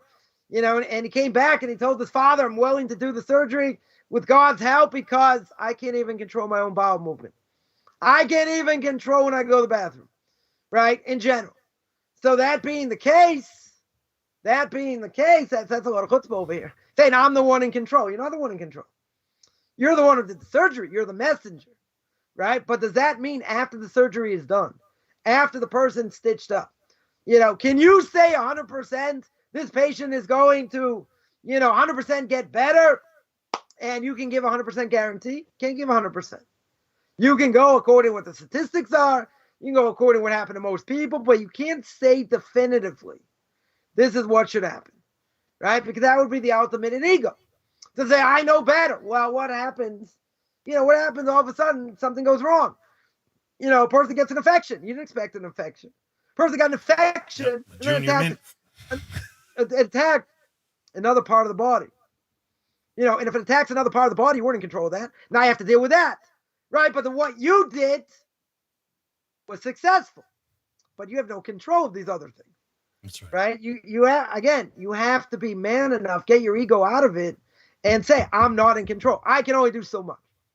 Right? That's why it says the best of, that's why it says the best of doctors will go to hell because they see miracles day in and day out, and they still go against God. They still say it's a natural thing. Wow, that's huge. Right? And they're the ones in control. So I would say, listen, if you're not in control of your own bowel movement, then that's certainly not in control of healing the body. Right? So what do the rabbis tell us? They have the ability to heal on the outside, not on the inside. The inside's a different story. Rabbi, okay, first question answered. Next. I have to say about the doctor question, one of the greatest sages, the Rambam himself, he was a physician, but do you view him in that light? Or, the reality is he was a greater scholar, Torah scholar. He was a giant. He was huge. Yeah, he also knew the medicinal properties of plants. Unless you're holistic today, most doctors will tell you, take this pill because it works. If you ask them why, they throw you out of the office. Because they themselves don't know how it works. Right? But, the Rambam, was a great doctor. No question. He was a great astrologer. Right? We still have a couple other questions. I don't mean to turn this into a talk show if it's distracting you, Rabbi, from what you wanted to share. No, go ahead. It's fine. Well, okay. There was somebody back up here a little bit. Now, they asked a real racy question. Let me just read it. We love racy questions. Okay. Maybe we'll do it on I'm going to read you two parts. This is from Adrian. Adrian says, I got grandparents who were Jewish, believe in God, but do not follow halakha. How do relate to the Noahide laws in such a circumstance? And then their next quote said, since I have some Jewish roots or Jewish ancestry and am LGBTQ, how do the Sheva Mitzvot B'nai Noach relate to me? Now, I replied, I said, well, if you are in a committed relationship and there's no sexual immorality, then there's no breach of a Noahide prohibition. And a few other people weighed in, and, the person was, very thorough, and they said, well, they're studying Torah since they have Jewish heritage, albeit more of a mystic. Then they mentioned about Yaakov being embalmed, and according to the rites of ancient Egyptians. And anyways, I think, can you throw a tidbit for the LGBTQ community and the Noahide laws? Yeah, let's go to the first question. So I need more information. The grandparents are Jewish. Now, they themselves are not Jewish? Based on the confession, not enough detail there, but it sounds like they don't consider themselves Jewish. And the grandparents said, Now, if you know, if the we all have grandmother four is sets of Jewish, grandparents, right? okay, if the grandmother is Jewish through the mother's side, then that person's Jewish. Then their mother's Jewish, There you go. right? And Now, that's what if somebody that's else the weighed in. case, then they're 100% a Jew. If that's not the case, and it's only Jewish through the father, right, through the grandfather, then they have the status of a non-Jew. So Clear. in that case, if they're Jewish, they have to keep what the Torah says, right? If they're not Jewish, then they have to understand what the Noahide laws are, right? And they have to keep the Noahide laws. So, I would need a little more information. But, the Noahide laws, again, are things that make obvious sense according to the Torah, that are going to be, universal. The Torah laws are much more complex. Much, much more complex. I would say in either case, you have to know what, whether they're a Jew or a non-Jew, what God wants from them, what their obligation is. Now, that would be my first answer. Second answer, to somebody who's an LGBT, group over here, they have to understand there's a Torah prohibition for everybody, Jews and non-Jews. There's a Torah prohibition of immorality. Right? There are certain people that non-Jews cannot marry. Right? No question. There are certain people that can't marry. Now, there are certain laws. Now, that being the case, the Torah makes clear you cannot be homosexual. Right? Now, that applies to Jews. And it applies to non-Jews. Right? There's no reason why a non-Jew should be allowed to be a homosexual. Now, you're going to say, why does that make logical sense according to the Torah? Right? So I will say very simple, because up until the last 50 years or so, 40 years, now it's become much more prevalent. I would say the last 20 years, 15 years, 20 years. I could be wrong, could be more than that. Right? But whatever the case is, this is a relatively new phenomenon, how much they put it out there trying to convince the world this is a natural thing. And again, what we said before is that I don't really care if someone thinks it's natural or not. We're going according to what the Torah says. The Torah is telling you you want to disagree with God, you're more than welcome to disagree with God, right? But the Torah says this is unnatural. How do I know it's unnatural? Because the Torah tells me clear a husband has to go to his wife, has to cling to his wife. Now you can say, well, that's before the Torah is given. Okay, very good. So then the book of Leviticus goes through a whole laundry list of forbidden relationships. One of them is going to be a forbidden relationship of homosexual. Another for a woman, right, on a rabbinic level, is going to be for lesbianism. It's also going to be forbidden, right? Bestiality. I don't know how big it is or not. I know it exists, right? I know it definitely exists. That is 100% totally unnatural. Right? It's certainly not a natural desire by any stretch. Homosexual, certainly not a natural desire. Doesn't matter what people want to convince you of. Totally not a natural desire. I don't care if it's in your psyche or not. Right? It's not a natural thing. And we said before, the world wouldn't exist. We wouldn't have any populations if everyone acted on it. Right? But that being the case, I'll just throw a side point out there. How did Cleopatra die? You know how Cleopatra died? Cleopatra, Mark Antony? She died because they dropped a horse on her. She wanted to have relations with a horse, right? And I don't know, the string broke or whatever holding the horse, splat. She got splatted, right? And that's how she died. So, even though the world today is trying to convince us this is a natural thing, and anyone who's against it is homophobic and all this and all that, okay, we believe in the Torah, we believe in God, right? I don't care how a person puts a spin on it. The Torah says it's forbidden. Someone tried to say, well, you got 20 verses that speak, you have to work. That was the first video I did on Tanakh Talk, right? And someone commented and said, well, it's all about sorcery. The reason about homosexuality is all because of idolatry. Sorry, it's idolatry. It's part of the idolatry practices. Now, if you look at the chapter there, chapter 18, it's all these verses left and right about immorality, right? And then it talks about don't put anyone, don't give over a child to Moloch, right? Idolatry. don't put a child on the fire or throw him in the fire, whatever the explanation is. And then it says don't be homosexual. So you see, since it's a juxtaposition of verses, see, someone's got a little bit of a Torah head over here. They say, look, since it's a juxtaposition of the verses, because we have a juxtaposition of the verses, what do I understand? That they're somehow related. So therefore, since it's in the middle of all these other verses about immorality, they're going to say, what's the verse right before homosexuality? Is all about idolatry. So therefore, it has to do with idolatry. But since it's about idolatry, it wouldn't apply to these other things. Now, I might see that if I didn't have 20 other verses to tell me about forbidden relationships, right? And these forbidden relationships, just so people should know, by the afternoon service on Yom Kippur, we read this from the Torah. We read these verses from the Torah. So now, if you want to tell me 20 out of 21 verses are about immorality, one verse is about idolatry, how can you say now there's a connection between idolatry and immorality in this case? By logic.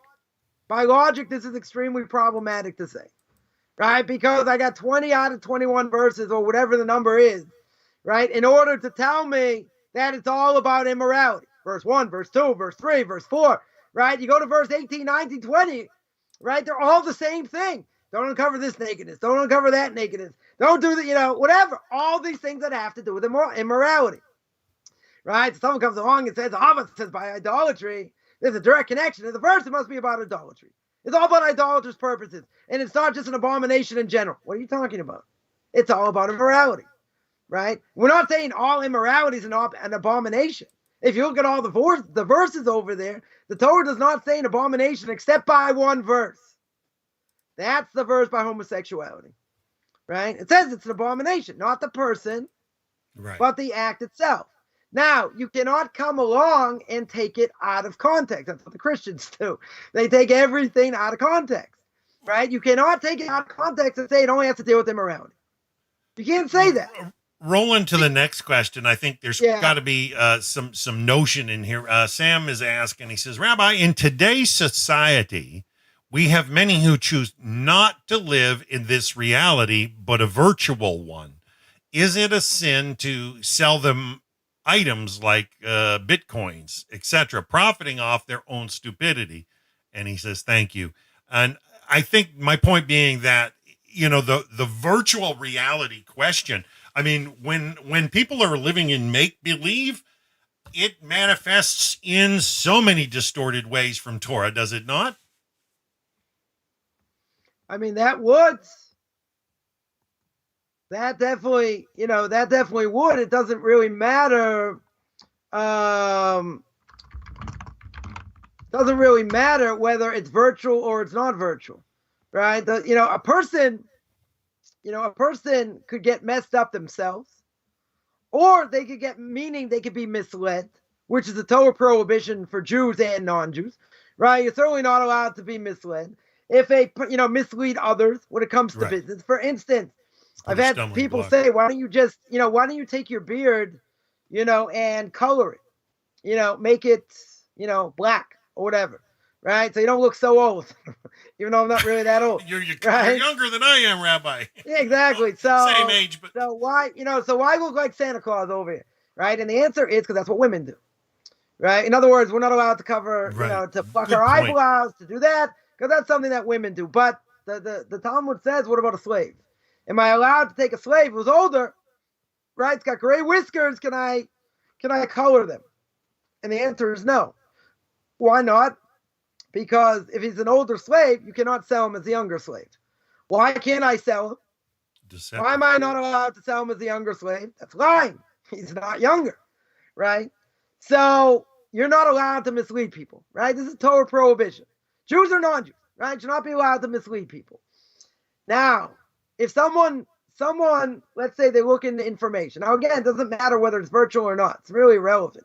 But let's say someone does investigation, and they do proper investigation, and they're willing. They know there's a risk. They know with this Bitcoin, whatever, they know there's a risk. Potentially, there's a risk. Now, what happens? They invest in it. Now, is it any better investing in the stock market? Maybe it's more of a risk than the stock market. Maybe. right? Depends what you're investing in the stock market, right? Ask Bernie, go ask Bernie, whatever. But, we won't go there. But if a person knows there's a risk, and there's a great risk, then you understand you're taking a risk. You understand 100% you're taking a risk. If you're taking a risk and you understand that and then you lose, that's your choice. You are not being misled.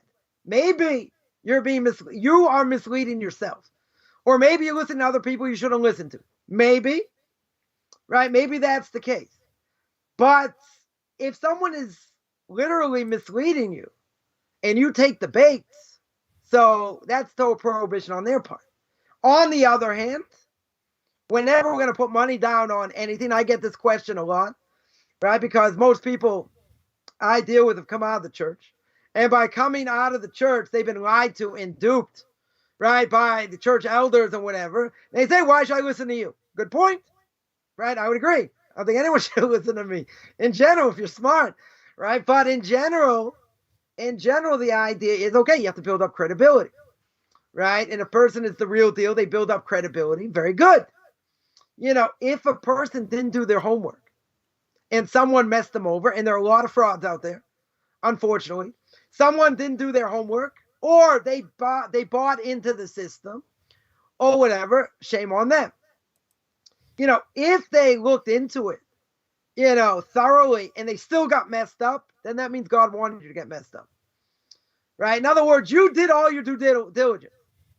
If a person, when it comes to real estate, you understand this. Person buys a house, right, or whatever, you're gonna have someone come in, check out the place, right? Make sure it's not on a slope and it's gonna fall, and whatever. You bring in someone to do that, and they say, yeah, we checked it out. They checked it out. It's fine or whatever. And let's say, I don't know, let's say a year later, 2 years later, 5 years later, all of a sudden it gets flooded, right? There was something with the land or whatever. It really shouldn't have happened. But you did your due diligence. So you're going to say, oh, the guy wasn't a good, guy checked out my property. Maybe. And even if he was highly recommended, maybe he didn't foresee that.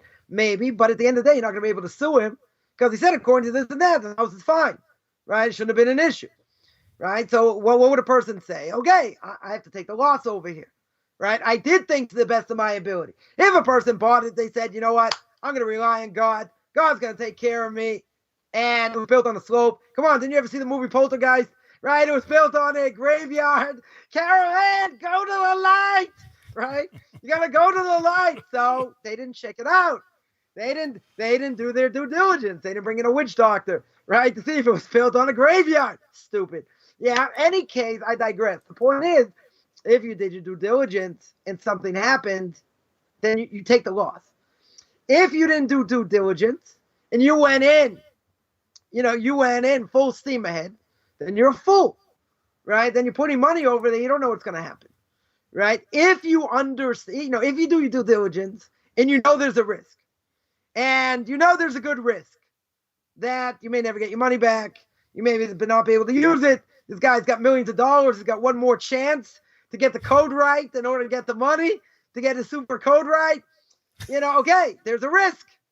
There's definite risk. If a person says, I'm willing to take the risk, and they lose, they can't have any claims against God. They took the risk, right? But if they do the point is, if they do the due diligence, and all things being equal, it should be fine, and something else happens, then it means God wanted you to lose the money. God wanted you to be damaged, right? It depends, right? It certainly depends. That's what I would...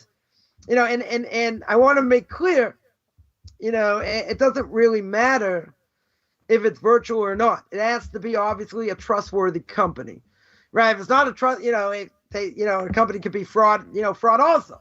Even if you meet them in person, it could be fraudulent, right? When it comes to putting money and investing, you got to be extremely careful, right? I would say based on my own, I would say based on my own experience, if you got your own money, stick it under your tiles. That's the safest place, right? Unless, God forbid, your house goes up, right? Stick in the bank, well, maybe the bank will go under, right? Or we siphon it off in different banks, right? Whatever. Person's got enough money. Don't, I would say from my own experience, don't put all your eggs in one basket. You put your eggs in one basket, you may lose. You may lose in a major way. So, you want it spread out. But again, in my case, for instance, this person done business with my father for years. But they made money, they lost money. This person was not unscrupulous. Okay, got in over his head in his own business, whatever happened, but that wasn't necessarily his intention, right? But okay, so when I asked questions about taking out the money before, Rabbi said, he's making you money. I said, yeah. Do you have any trouble taking out your money? I said, no. He said, then leave it. A person wasn't a religious Jew. Fine. But did I expect somebody my father had done business with, known him for, 25 years more, that, is going to come along and steal all this money? Never. Never. Right? So maybe I should have taken it out anyway. Maybe, when I was much younger. Okay, it could have been. Could very well have been. But this guy had a track record. He was well known. He was a known entity. He wasn't the fly-by-night person. He got in over his head, right? He got in over his head, and he did what he did. But that's above nature. That's not something that should have happened, right? So something by Madoff, that's a different story, right? He defrauded everybody, and that was his goal at the beginning. This guy wasn't the case. He just got desperate, right? When his own business went under. So even so, it's still forbidden and all that. There's no question. But, at the end of the day, due diligence was done. I listened to my father. I listened to my uncle. He said, you don't have anything to worry about over here. Right? I didn't need the money. I was 18 years old. Right? And even in my 20s, when I needed money, I took it. Wasn't an issue. I always got it, until I couldn't get it out anymore. Okay. Right? But that was something never should have happened. Right? That's above nature. Now, what was it done, with foolish thought? Some people may say you should just take it out, use it yourself. Should have done all of it. Okay. Right? I'm not an investor. I don't know anything about investing. Right? Why would I do that? Right? If this person's making people money 8-9% a year and it's relatively conservative and you're getting that amount every year, well, it's a big deal. Right? I have nothing to worry about. But what's the point? The point is God wanted you to lose. He wanted me to lose for whatever reason. Right? Which, still trying to figure out. But, in the end, we can make bad decisions. Oh, yeah. As well. We can make bad decisions. We can just be headstrong. And God wants us to be headstrong, so we end up losing.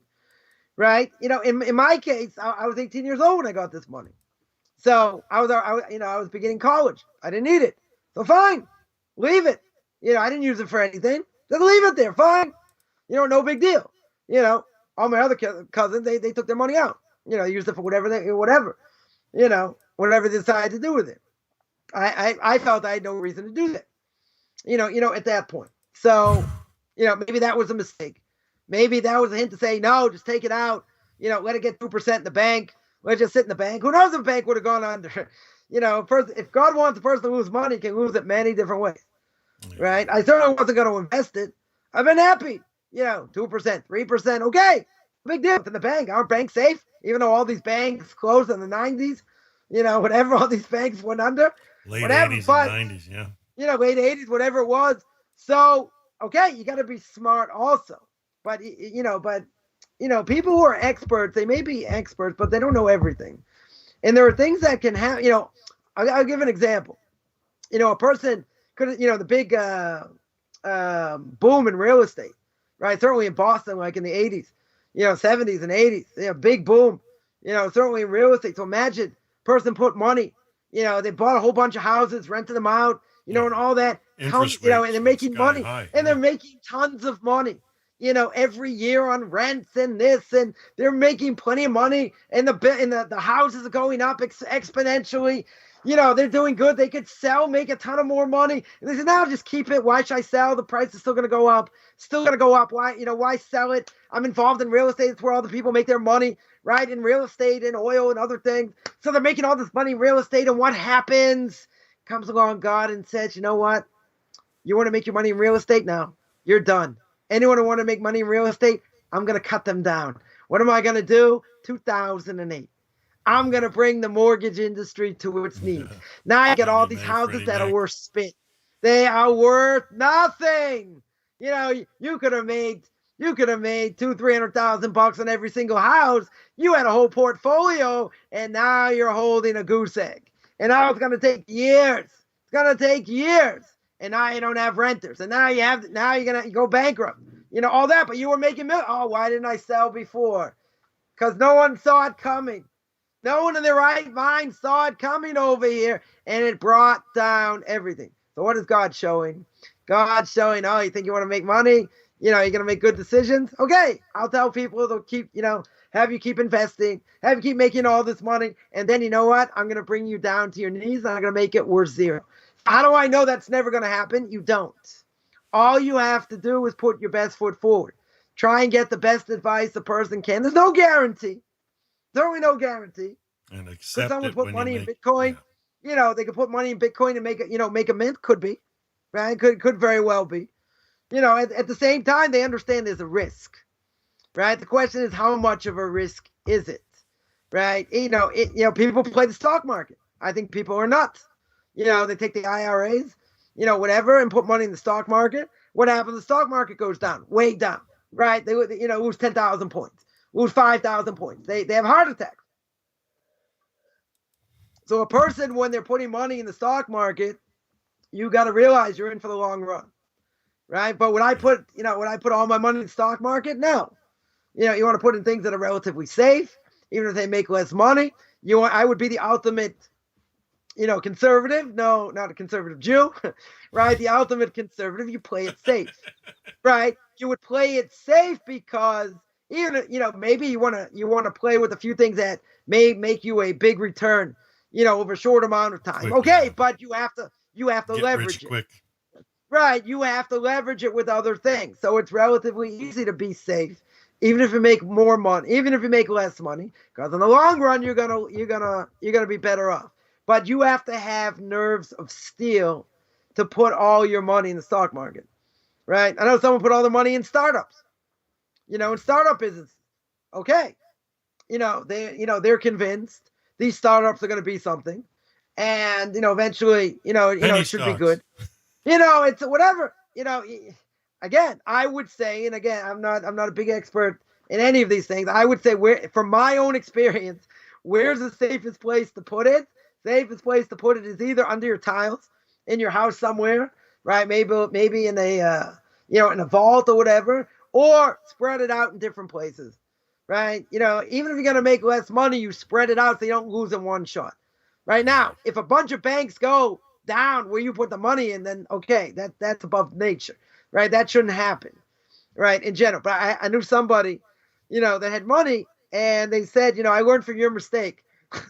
I'm not putting my money in one place. I'm like, thank you very much. It's like, no, Made no you offense. feel real Like, good, didn't it? Yeah, exactly. Like they say, like someone once told me, so, well, if you're down, the only place you can go is up. I didn't necessarily feel comforted by that, right? But at the end of the day, okay, so I learned the lesson, and if I ever get money, again, I know where it's going. Play it much safer. But a person has to realize with all that, the person puts it here, puts it there. I'll tell you one story. I had some money put overseas, and someone told me the person I invested with, it was on the up and up. Said, I said, what's the worst case scenario if I had to pull it out early? Pull it out, a year, let's say within a year, within a few months, whatever. He said maximum, how much you're going to lose? 3%, 4%, maybe maximum 5% you could lose.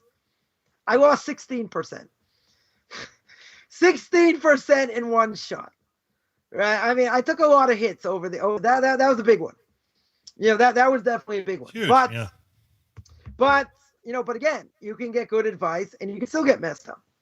And what's the X factor? A person cannot forget the X factor. The X factor is the man above. And no matter what you do, as safe as you can be, God can say, no, I'm going to take it away. I'm going to make you lose. I'm going to put something in your mind. Say, no, I should really invest it over here, or do this. And God can build you up, and then slam. Now, how do we know that's going to happen in this world? No guarantees except two things. death and taxes. Not necessarily in that order. That we can guarantee. So the short answer or the long answer is you got to be careful, right? If you know there's a risk, you're willing to take the risk, okay, right? And but live you have with to it. investigate, and it's irrelevant, I would say again, whether it's virtual or it's not virtual. It has to be someone where you do research that these people are on the up and up. Because if they're not on the up and up, or you can't tell, or whatever, then I would hesitate, right? But if they're on the up and up, and you know what the risk is, Rabbi, then, we've got to wind down because we're after our time here. But okay, so I know we kind of. I'm going to end with that. So I will end with that. You'll take, if you're willing to take the chance, fine, right? If you understand it's a risk, you do all your research. If the research says it should be good, okay. If you understand there's a risk, you're willing to take it. That's fine.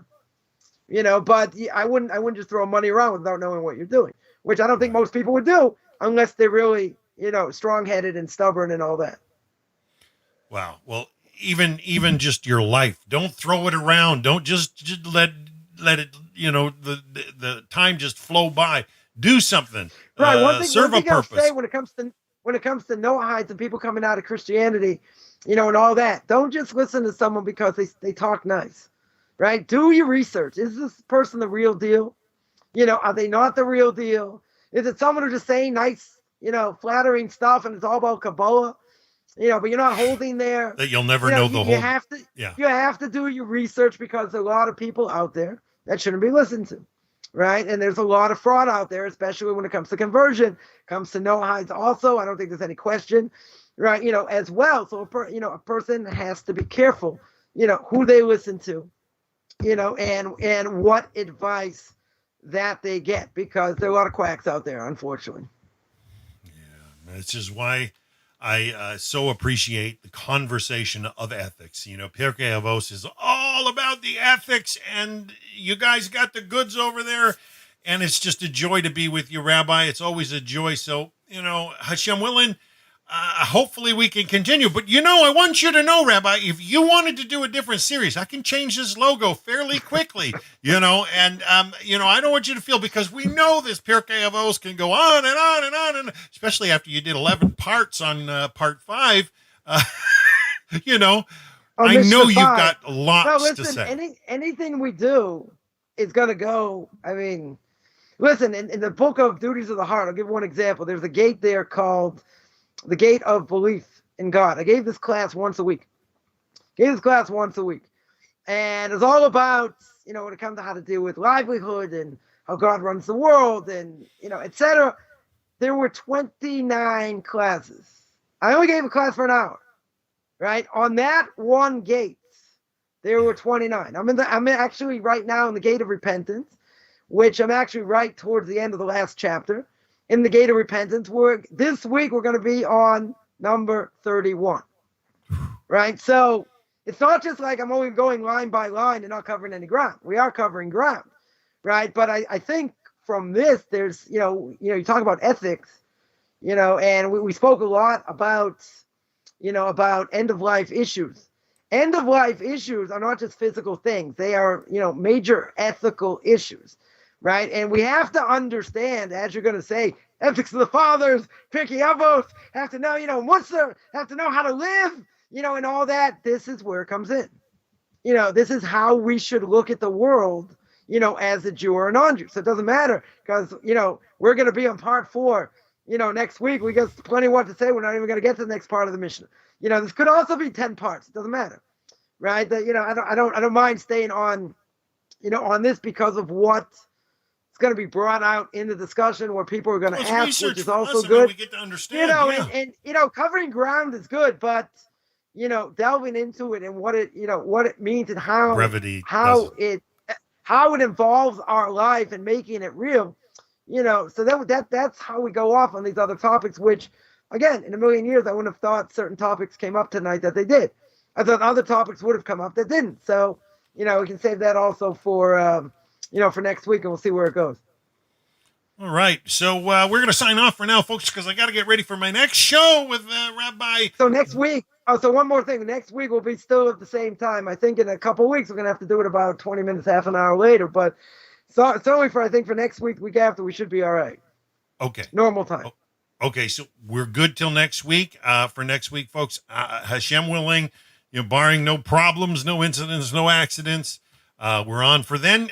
Same time. We hope you'll join us. And once again, thank you so much, Rabbi. Have a great day, folks.